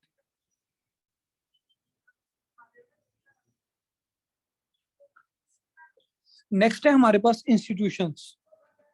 सोशल क्लस्टर के हमारे पास डिफरेंट इंस्टीट्यूशंस होते हैं, मसलन फैमिलीज एंड सोशल इंस्टीट्यूशन। आप घर के अंदर रहते हैं, घर के अंदर लोगों से डिफरेंट तरह की बातें करते हैं, आप अपने दुख दर्द शेयर करते हैं, इमोशनल इंटरडिपेंडेंस होती है, फाइनेंशियल इंटरडिपेंडेंस होती है एक दूसरे पे, ठीक है। आप घर में आते हैं, गप्पे करते हैं, अपने छोटे बच्चों को पाल रहे होते हैं, वो छोटे बच्चे बड़े होकर आपको पाल रहे होते हैं। तो ये क्या है? आपके सोशल फैमिली का इंस्टीट्यूशन। ऐसे एजुकेशनल इंस्टीट्यूशन है, आप स्कूल में जाते हैं, कॉलेज में जाते हैं, यूनिवर्सिटी में जाते हैं और वहाँ अकेडमी में जाते हैं, वहाँ पे आप टीचर के साथ आपका एक फाइनेंशियल रिलेशन होता है। इसके अलावा फिर उसके साथ आपका एकेडमिक रिलेशन बन जाता है और बाज़ औक़ात आप जो स्टूडेंट्स होते हैं क्लास में एक दूसरे के साथ, इवन बाज़ औक़ात लाइफ लॉन्ग फ्रेंडशिप्स बन जाती हैं, शादियां हो जाती हैं, रिश्तेदारियां हो जाती हैं। तो ये इंस्टीट्यूशन होते हैं। फिर जनाब लॉज हैं। लॉ क्या होता है? लॉ जो होता है ये एक ऐसी मोर है, एक ऐसी चीज है, एक ऐसी थिंग है कि जिसको बाकायदा तौर पर कोई डिसीजन मेकिंग बॉडी, कोई लॉ मेकिंग बॉडी बनाती है।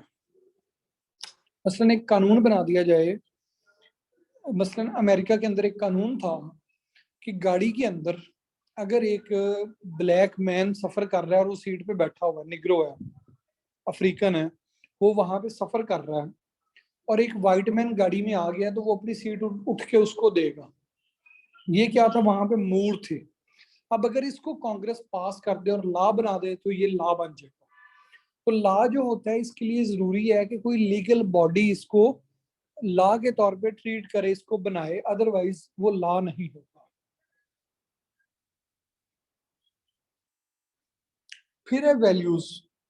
हम कहते हैं कि जी ये कानून बन गया और हम कहते हैं ये कानून ही गलत है। कि जो कानून के गलत या सही होने का हम फैसला कर रहे होते हैं, कानून के गलत या सही होने का हम फैसला कर रहे होते हैं, ये on the basis of values कर रहे होते हैं। हम कहते हैं यार ये बड़ी बुरी बात है। मसलन तोशा खाना केस जो है, इसको आप देखो, कानूनी तौर पे इमरान खान को आप ये सवाल नहीं उठा सकते कि जी उसने ये गलत किया, लेकिन वैल्यू के तौर पे हम ये कह सकते हैं कि यस उसने गलत किया, क्योंकि वो जो चीजें थी उनकी वैल्यू बहुत ज्यादा, कीमत बहुत ज्यादा थी, उनकी प्राइस ज्यादा थी। और उस वो अगर वैल्यूज का चैंपियन बनता है कि जी मैं वैल्यूज का चैंपियन हूँ, तो उसने ये गलत किया। वो दीगर लोग तो वैल्यूज के चैंपियन बनते ही नहीं है ना, उनपे तो क्वेश्चन ही नहीं है। वो कहते हैं चीज लीगल है या इलीगल है। अब कानून ये कहता है कि आप इसको, जो मार्केट कीमत है वो उसका 20% दे के खरीद लो, जिसको मिला तोहफा वो 20% दे के खरीद ले, ये कानून है। तो क्या ये कानून ठीक है? तो इस चीज का डिसाइड कौन करेगा कि ये कानून ठीक है या नहीं? ये वैल्यू डिसाइड करेगी, ये वैल्यू डिसाइड करेगी। तो वैल्यू क्या होता है? वैल्यू इज बेसिकली एक थर्मामीटर है, एक बैरोमीटर है, कि जो ये चेक करता है, ये मीटर है जो चेक करता है कि जो कानून है, जो सोसाइटी की नॉर्म है, वो ठीक है या नहीं ठीक। वैल्यू इसे कहते हैं। सोशलाइजेशन क्या होती है? सोशलाइजेशन का लफ्जी मतलब तरबियत होता है। जो सोसाइटी होती है, इसका जो कल्चर है, इस कल्चर को हम लोग अपने इर्द गिर्द के मुआशरे से सीख रहे होते हैं। मसलन हम कहते हैं जी कि आप किस तरह के कपड़े पहनेंगे। तो मैंने बचपन से अपने अब्बा को देखा कि वो शलवार कमीज पहनते हैं, ऊपर वेस्टकोट पहनते हैं, तो मैंने भी उसको पहनना शुरू कर दिया। मैंने लर्न कर लिया अपनी फैमिली से कि कपड़े ऐसे पहने जाते हैं, ठीक है। तो ये सोशलाइजेशन थी, मेरी तरबियत हो गई। इसके ऊपर ना एक उसका बड़ा अच्छा आर्टिकल है सोशलाइजेशन के ऊपर, विल ड्यूरांट का फॉलन लीव्स के अंदर। वो ये कहता है कि चिल्ड्रन लर्न बाय इमिटेशन। जो बच्चे हैं वो इमिटेशन के थ्रू सीखते हैं। कहते हैं we teach them to be polite and shout at them. हम उन्हें कहते हैं कि तुम पोलाइट हो जाओ, और हम उन पे क्या करते हैं, चीखते और चिल्लाते हैं। We teach them to avert, we teach them to hmm we teach them to abhor, we teach them to hate the wealth while the parents fight with each other for money। कि हम उन्हें ये सिखा रहे होते हैं कि जो है ना, आप क्या करते हो, दौलत से नफरत करो, दौलत अच्छी चीज नहीं है, लेकिन वालिदैन आपस में एक दूसरे से पैसों की बात पे लड़ रहे होते हैं। तो ये क्या होता है, ये होती है सोशलाइजेशन। सबसे पहले आपकी फैमिली आपकी सोशलाइजेशन का एजेंट होता है। सोशलाइजेशन का इंस्टीट्यूट सबसे पहले फैमिली होता है। फैमिली के बाद आप थोड़े से बड़े होते हो, रिश्तेदार आते हैं, आपके दोस्त बनते हैं, आपके फ्रेंड्स बन जाते हैं। तो आपका जो सोशलाइजेशन का इंस्टीट्यूट है वो फ्रेंड्स या पीयर ग्रुप बन जाता है। फिर सोशलाइजेशन का इंस्टीट्यूट आजकल तो और भी आ गया है, आपका यूट्यूब है, मोबाइल है, इन चीजों के थ्रू आप क्या करते हो, सोशलाइजेशन सीखते हो। मे बी अरिस्टोटल ने दी हो, मैंने विल ड्यूरांट के पास की एक किताब पढ़ी, उसमें ये थी। उसने कहा था कि children are the mirror of ourselves. कि जो बच्चे होते हैं वो हमारा मिरर होते हैं, हमारा आईना होते हैं। यानी अगर पेरेंट्स जो हैं वो क्या कर रहे होते हैं, जो गलतियां कर रहे होते हैं, इंसान उन्हीं से सीख रहा होता है, बड़ों से यही सीख रहा होता है। अच्छा, फिर इंस्टीट्यूट ऑफ सोशलाइजेशन में आपके पास टेलीविजन आ जाता है, रेडियो आ जाता है, जिसे आप ओवरऑल मैस मीडिया कह सकते हैं। फिर आप स्कूल और कॉलेज में जाते हैं, वहां पे आप चीजें सीखते हैं, ये भी आपकी सोशलाइजेशन है। लाजमी नहीं है सोशलाइजेशन में कि आप बीएस बायोकेमिस्ट्री करेंगे तो बायोकेमिस्ट्री सोशलाइजेशन है। नहीं, जब आप यूनिवर्सिटी में गए, आपने देखा।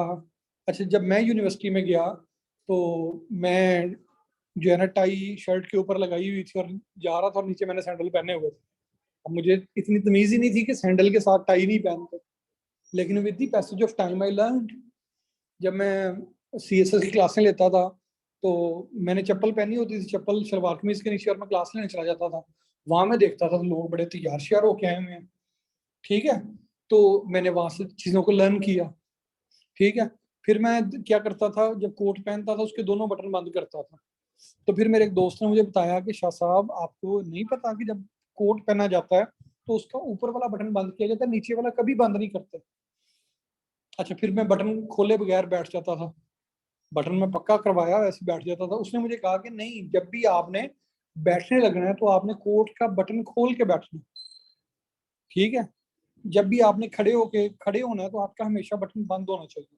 जो कोट का एक बटन है वो बंद होना चाहिए। ये जो लोग दौड़ रहे होते हैं और कोट की आधी झलक इधर जा रही होती है, आधी इधर जा रही होती है, ये अनएथिकल और इमोरल है। अब ये बात हमें चूंकि पता ही नहीं है, हम तो कल मैंने अपनी पेंट कोट वाली तस्वीर लगाई तो एक बंदे ने कमेंट, एक खातून ने कमेंट किया, कहती हैं कि आपकी तस्वीर और अच्छी लगती है अगर आपने इस बटन को खोला होता। मैंने कहा इस डफर को मैं क्या बताऊं, लेकिन खैर मैंने कहा कभी मैं भी ऐसे ही होता था। तो सोशलाइजेशन क्या होती है, आपके पास जो चीज जहां से भी लर्न हो रही है वो सोशलाइजेशन का इंस्टीट्यूट है, वो सोशलाइजेशन का इंस्टीट्यूट है। वो आपका मोबाइल फोन भी है, वो आपका टीवी भी है, वो रेडियो भी है, अखबार भी है, किताबें भी हैं, कॉलेज भी है, यूनिवर्सिटी भी है, हर चीज सोशलाइजेशन है। इवन आप पॉलिटिकल सोशलाइजेशन की बात करें, पॉलिटिकल पार्टीज के आप रैली में गए हैं, वो रैली भी एजेंट ऑफ सोशलाइजेशन है। तो सोशलाइजेशन जो होती है ना, ये चीज होती है, ये वेज इसमें लिखे हुए हैं। सोशलाइजेशन आपकी जो होती है ना, कल्चरल कोऑर्डिनेशन से हो सकती है। मसलन आई नो अ पर्सन कि आज से कुछ अर्सा पहले जब मैंने उसे एक बात बताई तो उसने मुझे कहा कि नहीं ये कैसे हो सकता है, वो एक्सेप्ट करने को तैयार नहीं था। फिर उसकी पोस्टिंग जो है ना वो यूरोप में हो गई। अब यूरोप में जाके वही सारी बातें जो मैं उसे यहाँ बैठ के करता था वो उसको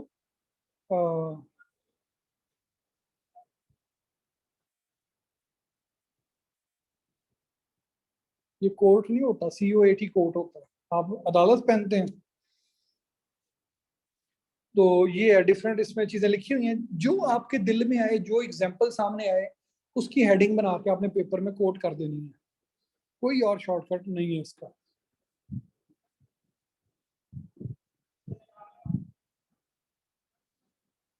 सोशल इंस्टीट्यूशंस कौन कौन से हैं? जो इदारे सोशलाइजेशन में अपना किरदार अदा करेंगे, चीजें, उन्हें हम सोशल इंस्टीट्यूशंस कहेंगे। मसलन पहला फैमिली है, दूसरा रिलीजियस इंस्टीट्यूशन है। रिलीजियस इंस्टीट्यूशन क्या है कि आप एक रिलीजन को मानते हैं। मसलन मैं छोटा था, मैं जब स्कूल गया तो मुझे तो नहीं पता था शिया क्या होता, सुन्नी क्या होता। तो मुझे ना मेरे एक क्लास फेलो ने कहा, उन्हें क्या है तुसी शिये हो? तो मैंने कहा कि पता नहीं, मैं पूछ के दसांगा। मैं अपने घर ने पूछा कि ਅਸੀਂ ਸ਼ੀਏ ਆ? ਉਹਨੇ ਆਖਿਆ ਹਾਂਜੀ ਤੁਸੀਂ ਸ਼ੀਏ ਹੋ। ਘਰ ਨੇ ਆਖਿਆ ਹਾਂਜੀ ਅਸੀਂ ਸ਼ੀਆ ਹਾਂ। ਉੱਥੇ ਮੈਂ अगले दिन गया, ਉਹਨੂੰ मैं दसिया ਹਾਂਜੀ ਅਸੀਂ ਸ਼ੀਏ ਹਾਂ। ਉਹਨੇ ਕਿਹਾ ਤੁਸੀਂ ਪਿੱਟਦੇ ਕਿਉਂ? अब उसने जब मुझसे सवाल किया तुसी पिटते क्यों हो, तो मैं क्या पता नहीं पिटना की होता है, क्या होता है क्या नहीं होता। मैं घर आके अपने पेरेंट्स को बताया, उन्होंने मुझे बताया कि हम इस वजह से मातम करते हैं। अब क्या हुआ कि मैं स्कूल के अंदर गया हुआ था, वहां पे कोई लेटेंट फंक्शन ऑफ एजुकेशन था। स्कूल में तो नहीं पढ़ाया जाता कि ये शिया या सुन्नी कुछ भी है। तो वो उसने क्या किया, मुझे ये पिंच किया कि ये सवाल जो है ना जाके पूछो। तो that was the day I started working on it, and till day different चीज़ों पे डिफरेंट सवालों के जवाब दे दे के, और इन फिर उस हमने इस्लामियात की किताबें पढ़ी, फिर उसके बाद मजालिस में गए, जगह जगह पे गए। तो रिलीजियस इंस्टीट्यूशंस ने हमारी करंट शेप बना दी जो हमारे पास मौजूद थी। रिलीजन के बारे में जो हमारा व्यू था वो क्रिएट हो गया। फिर इस तरह से हमारे पास पॉलिटिकल इंस्टीट्यूशंस हैं। पॉलिटिकल इंस्टीट्यूशंस क्या है? मसलन मैंने देखा कि मेरे दादा जो थे वो पीपल्स पार्टी के शदीद सपोर्टर्स हैं। नवाज शरीफ के उस टाइम पे पीपी और नून लीग होती थी। मैंने खुद देखा कि वो क्या करते थे। हमारे गांव में वाहिद घर हमारा था जो पीपी को सपोर्ट करता था। अब क्या हुआ, यहाँ से मुझे पता चला कि जी पीपल्स पार्टी नाम की एक जमात है जिसको हमने सपोर्ट करना है और ये सारा कुछ करना है। करते करते करते मैं पता नहीं कौन कौन सी तंजीमों को सपोर्ट करता करता करता करंटली इस एज में आकर दोबारा पीपी को सपोर्ट करने लग गया, यानी अपनी 30s में आकर। सो ये क्या है पॉलिटिकल इंस्टीट्यूशंस? ये कौन कौन से हो सकते हैं? मुमकिन है मैं किसी तलबा तंजीम में रहा हूँ जो पॉलिटिकली एक्टिव हो, मुमकिन है मैं किसी उनकी रैली में शिरकत की हो, मुमकिन है मैंने उनके इश्तिहार देखे हो, मुमकिन है मैंने उनके बैनर्स देखे हो। तो पॉलिटिकल इंस्टीट्यूशंस आपकी यूँ सोशलाइजेशन कर रहे होते हैं। फिर इसके अलावा क्या है जी, चेयरमैन के दफ्तर काम पड़ गया, यूनियन काउंसिल दफ्तर काम पड़ गया, फलां जगह काम पड़ गया, आपकी मीडिया को के अंदर कैंपेन देख ली, सोशल मीडिया ग्रुप्स ज्वाइन कर लिए पॉलिटिक्स के, तो आपके पॉलिटिकल इंस्टीट्यूशंस बन गए। इस तरह आपके रिक्रिएशनल इंस्टीट्यूशन हैं। अब जो फेसबुक है इसके ऊपर मैं रिक्रिएशन के लिए जाता हूँ, बाज़ का प्रमोशन दीगर चीज़ें सारी चलती हैं रिक्रिएशन के लिए। मुझे शायरी पढ़ के अच्छा लगता है तो मैं रिक्रिएशनल शायरी को बतौर रिक्रिएशनल इंस्टीट्यूशन डील कर रहा होता हूँ, an agent of recreational institution deal कर रहा होता हूँ पोइट्री को। मुझे कोटेशंस अच्छी लगती हैं, मुझे ड्रामा अच्छे लगते हैं। मैं नेटफ्लिक्स का मेरे पास पासवर्ड है, मैंने आपसे शेयर नहीं करना, ठीक है ना, यूजर नेम ना पासवर्ड। तो ये क्या रिक्रिएशनल इंस्टीट्यूशन है हमारे। फिर एजुकेशनल इंस्टीट्यूशन हैं, ये भी फॉर्मल और इनफॉर्मल होते हैं। असल में आप लोग इस टाइम पे मोबाइल फ़ोन पे तालीम हासिल कर रहे हैं, लेकिन अगर आप कहें कि जी मैंने यही लेक्चर सुनना है यूट्यूब पे, तो ये यूट्यूब पे आप सुन रहे होंगे तो इनफॉर्मल हो जाएगा। जब आपने बाकायदा क्लास में एनरोल करके क्लास ले रहे हैं तो ये फॉर्मल हो गया। फिर इकोनॉमिक इंस्टीट्यूशन हैं, डिफरेंट तरह के होते हैं इकोनॉमिक इंस्टीट्यूशन, सरकारी नौकरी, प्राइवेट नौकरी, बिजनेस, ब्ला ब्ला ब्ला जो दिल में आता है।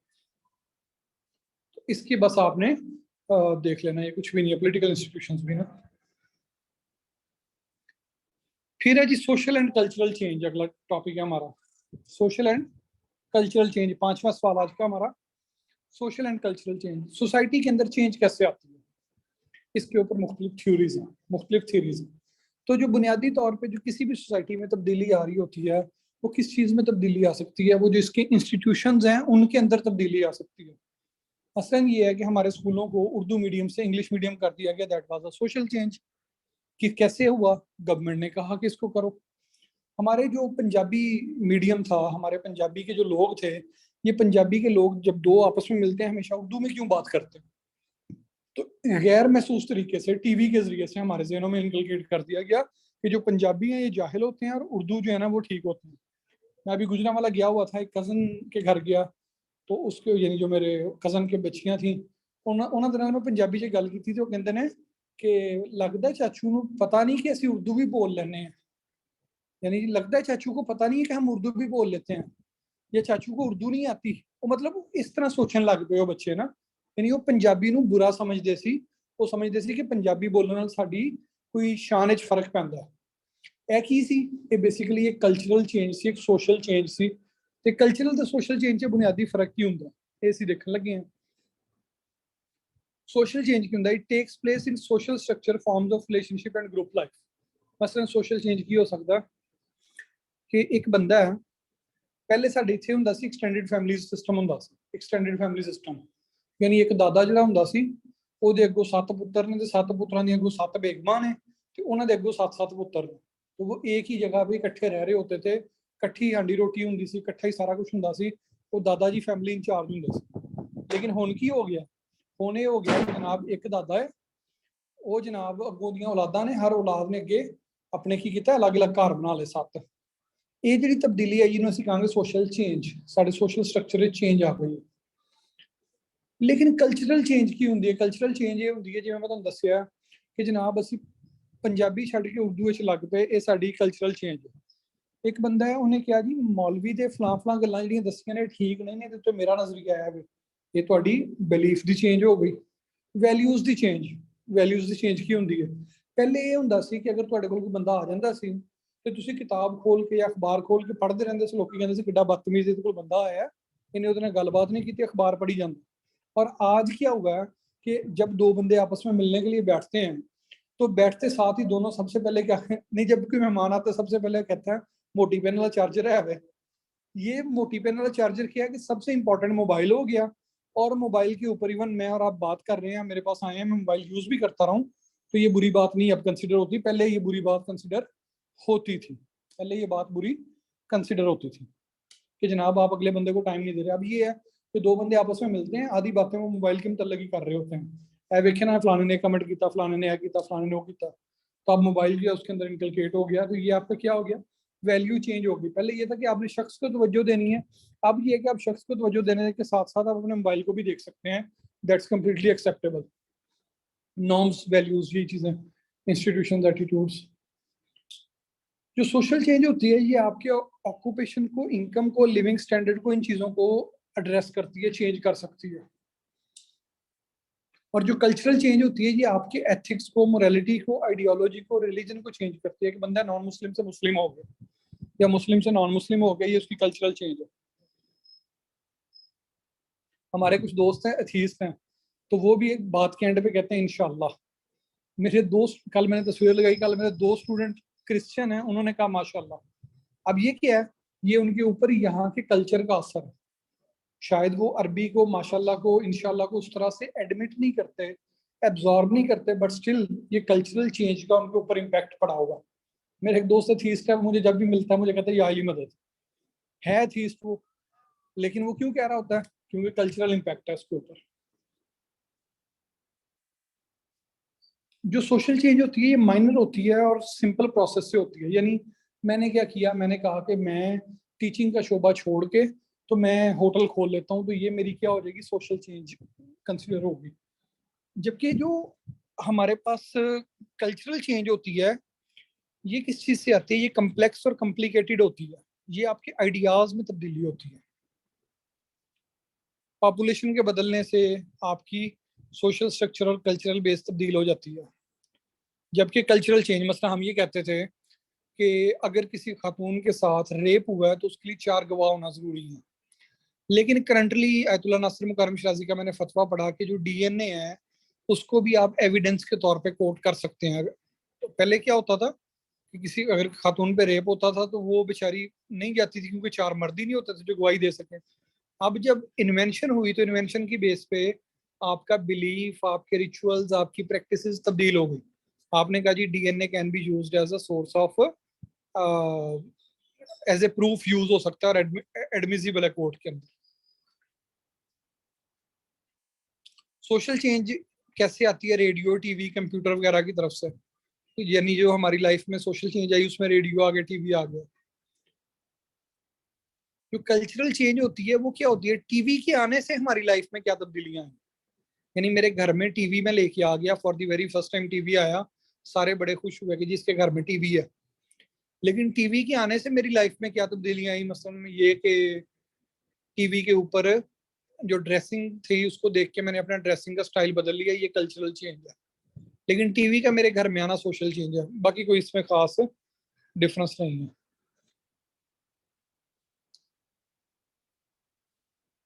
प्रोसेस क्या होता है? प्रोसेस होता है डिस्कवरी, इन्वेंशन, डिफ्यूजन। 3 स्टेप है। सबसे पहले आप डिस्कवर करते हैं।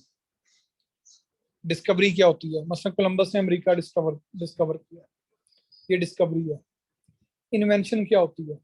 इन्वेंशन ये होती है कि जब आप कोई नई चीज बनाते हो, कोई भी नई चीज, मसलन फलां बंदे ने फलां चीज इन्वेंट की है, radio was invented by Markovnikov, ठीक है। डिफ्यूजन क्या होता है? जब ये चीजें डिस्कवर या इन्वेंट हो गई हैं तो वो आपकी लाइफ का हिस्सा बन जाती हैं किसी ना किसी तरीके से, डिफ्यूजन।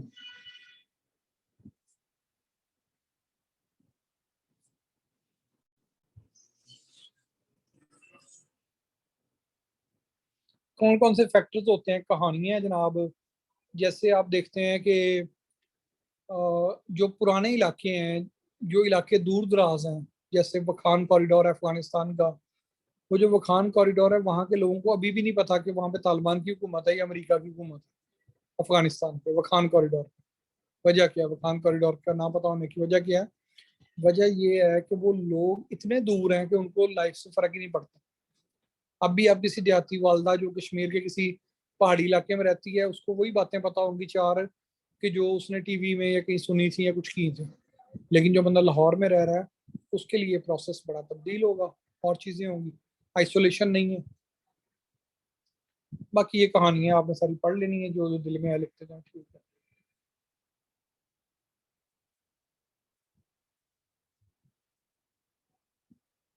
सोशल प्रॉब्लम्स आखिरी चैप्टर हमारा।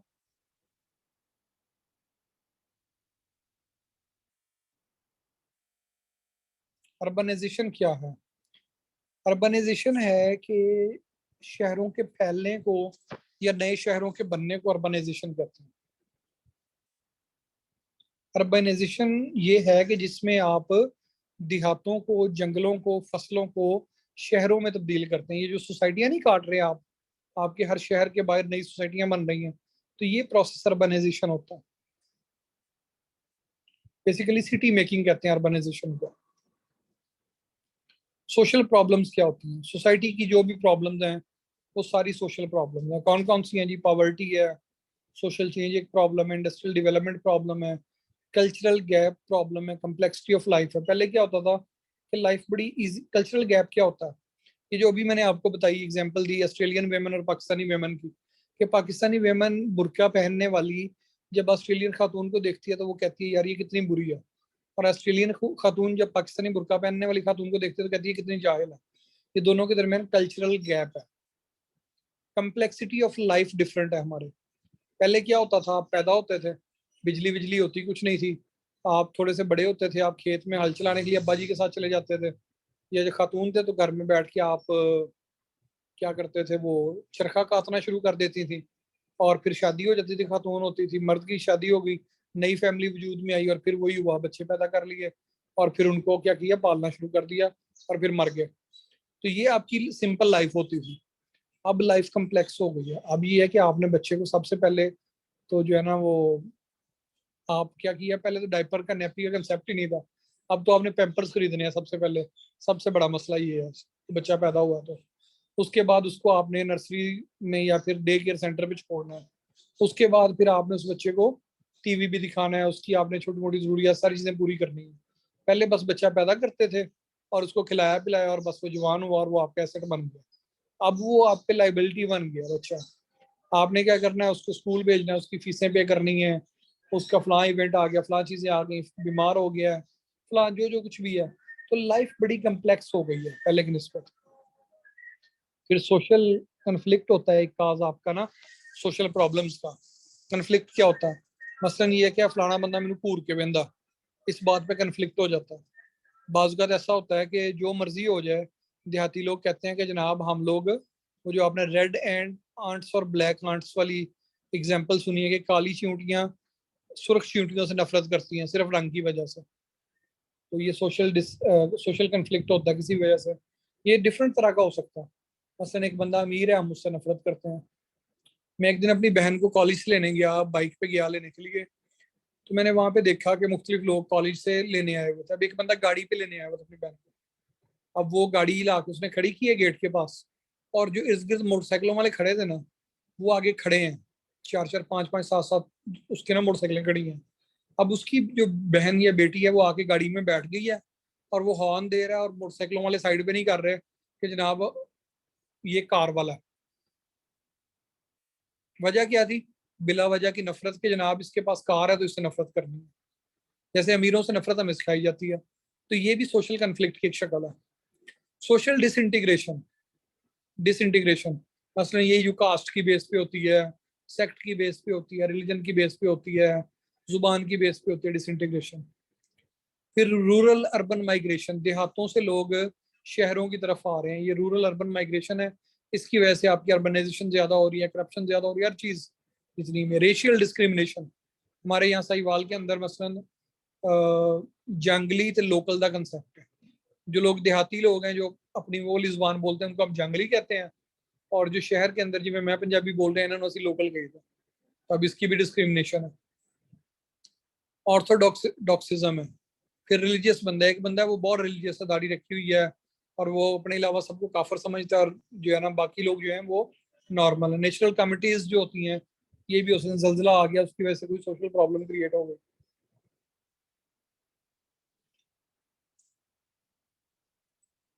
क्राइम, क्राइम क्या होता है? Crime is antisocial behavior which a group rejects and to which it attach penalties. Crime की आसान लफ्जों में डेफिनेशन सुन लें कि क्राइम ऐसी चीज है जिसके अगेंस्ट लॉ मौजूद है, यानी लॉ से हट के काम करना। एक किसी चीज के लिए एक लॉ मौजूद हो, उस लॉ को वायोलेट करना क्राइम कहलाता है। ये बात मेरी दोबारा सुन लें, किसी भी लॉ को वायोलेट करना क्राइम कहलाता है। इसकी एग्जांपल यूं है, जरदारी साहब से जब सवाल हुआ कि जी वो फलां फलूदे वाले के अकाउंट में इतने पैसे आए हैं तो वो आप पे इल्जाम लग रहा है, उन्होंने कहा कि इवन अगर इस बात को दुरुस्त मान लिया जाए कि वो फलूदे वाले के अकाउंट में पैसे मेरे हैं, तो इसके ऊपर आप लॉ दिखाएं कि ये जुर्म है। तो जो अदालतें होती हैं ये लॉ पे चलती हैं, ये मोरालिटी पे, एथिक्स पे, इन चीजों पे नहीं चलती। तो सीआर डैरो इसकी डेफिनेशन करता है, an act forbidden by law of land and for which penalty is prescribed is crime. Crime कौन सी चीज होती है कि जिस काम से रोका गया हो और अगर आप उसको करें तो उस पर कोई जुर्माना या सजा हो, तो उसे हम कहते हैं कि ये क्राइम है।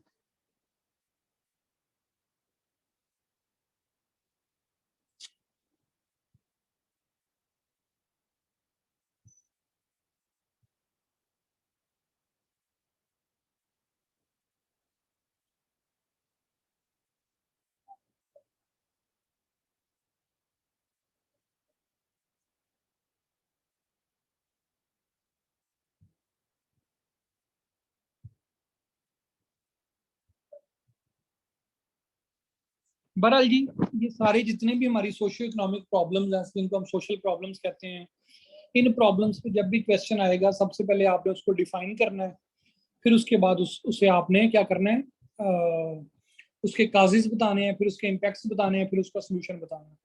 ये इंग्लिश ऐसे जैसा सवाल होगा इसके अंदर हर सवाल। यहाँ तक कोई क्वेश्चन है तो कर लें, हमारा पेपर 1 कंप्लीट हो गया। जितने भी ये प्रॉब्लम है ना आपके पास, सोशल प्रॉब्लम्स है, इन सब की वजह एक ही होती है, वजह पड़ी है, एक जैसी वजूहत हैं जो अभी हमने पढ़ी।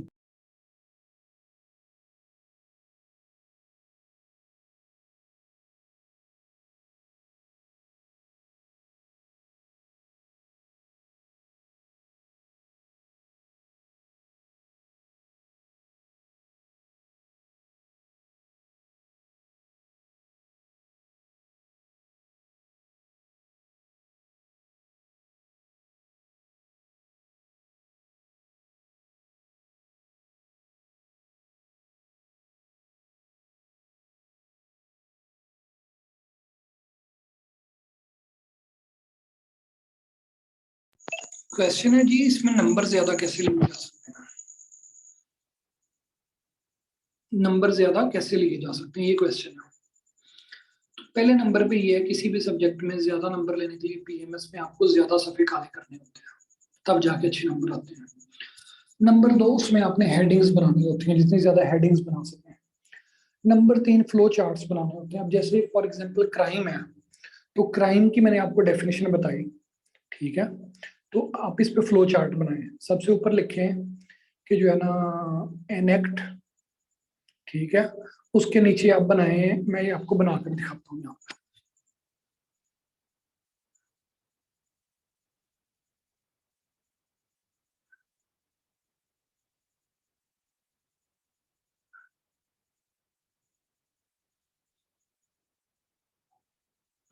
मसलन ये मैंने आपके पास है, ये नजर आ रहा है व्हाइट बोर्ड सबको?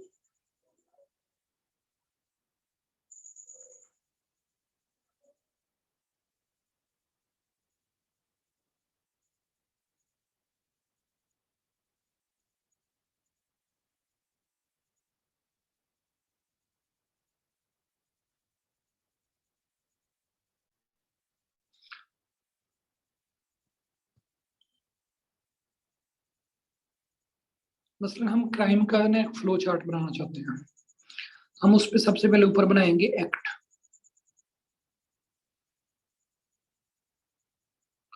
यहाँ पे लिखा हमने डिसलाइक्ड, फिर लीगली रिजेक्टेड, तो ये क्या बन जाएगा? क्राइम। अब देखो ये जो मैंने यहाँ पे बनाया है कि सबसे ऊपर कोई भी एक एक्ट है, उसके ऊपर आपने लॉ मेकिंग की है और उसको आपने जुर्म डिक्लेयर कर दिया, और वो पहले सिंपल एक्ट था, अब वो क्राइम बन गया। तो ये जो आप बनाते हैं इसे आप कहते हैं कि ये आपके पास क्या है? फ्लो चार्ट बन गया। तो जो भी सवाल आ जाए उसमें आपने फ्लो चार्ट खुद से बनाने होते हैं, इससे आपके नंबर अच्छे आते हैं। फिर मैप्स बनाएं, डायग्राम्स बनाएं। सर टाइम बहुत शॉर्ट है, कवर करना मुश्किल हो रहा सिलेबस। क्या है सिलेबस में यार? अभी इसको रीडिंग देना शुरू करो, सोशल वर्क का पूरा पेपर 2 घंटे में खत्म हो जाएगा। कितने पेजेस मैंने आपको? 54-55 पेजेस 1.5 घंटे में करवा दिए हैं, और मुझे साथ बोलना भी था, एलेबोरेट भी करना था। आपने तो सिर्फ रीडिंग देनी है और पॉइंट्स लिखने हैं। ये तो पूरा पेपर 2 घंटे 3 घंटे की मार है। हाँ जी, और क्वेश्चन पूछिए।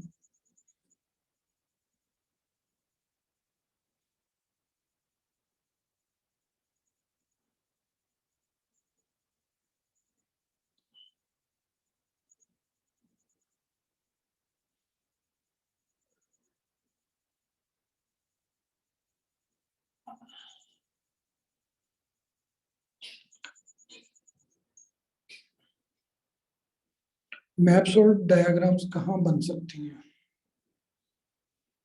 मैप्स और डायग्राम्स जैसे अभी मैंने एक्ट की बना के दिखाई है, क्राइम की, कि उसमें मैंने एक फ्लो चार्ट बनाया है, उसको आपने किया है, तो ये यहाँ बन जाएगी। अब वो कहता है जी टेररिज्म एक पाकिस्तान की प्रॉब्लम है, तो उसमें पाकिस्तान का मैप ड्रॉ करें और उसमें बताएं कौन कौन से एरियाज हैं जहाँ टेररिज्म ज्यादा है। दैट्स इट, मैप बन गया। वो कहते हैं चाइना पाकिस्तान इकोनॉमिक कॉरिडोर से सोशल चेंज आ रही है, तो उस पर आप पाकिस्तान का, चाइना का, इंडिया का, अफगानिस्तान का ये सारा मैप बनाएं और उसमें बताएं कि जो ना ये रूट है, इसकी वजह से यहाँ पे मूवमेंट आसान हो रही है और चेंज बन रही है।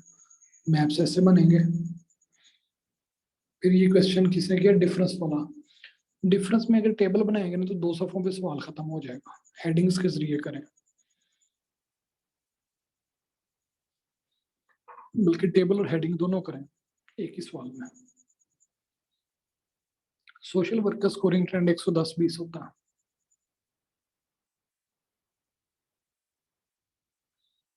करंट सिचुएशन को टैकल करना है आपने, एग्जांपल्स देके, सॉल्यूशंस बता के उसके।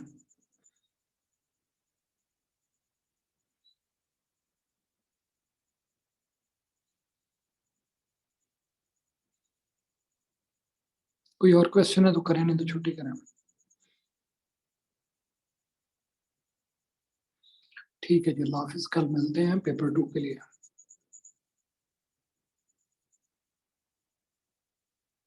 सब्जेक्ट नहीं चेंज हो सकता।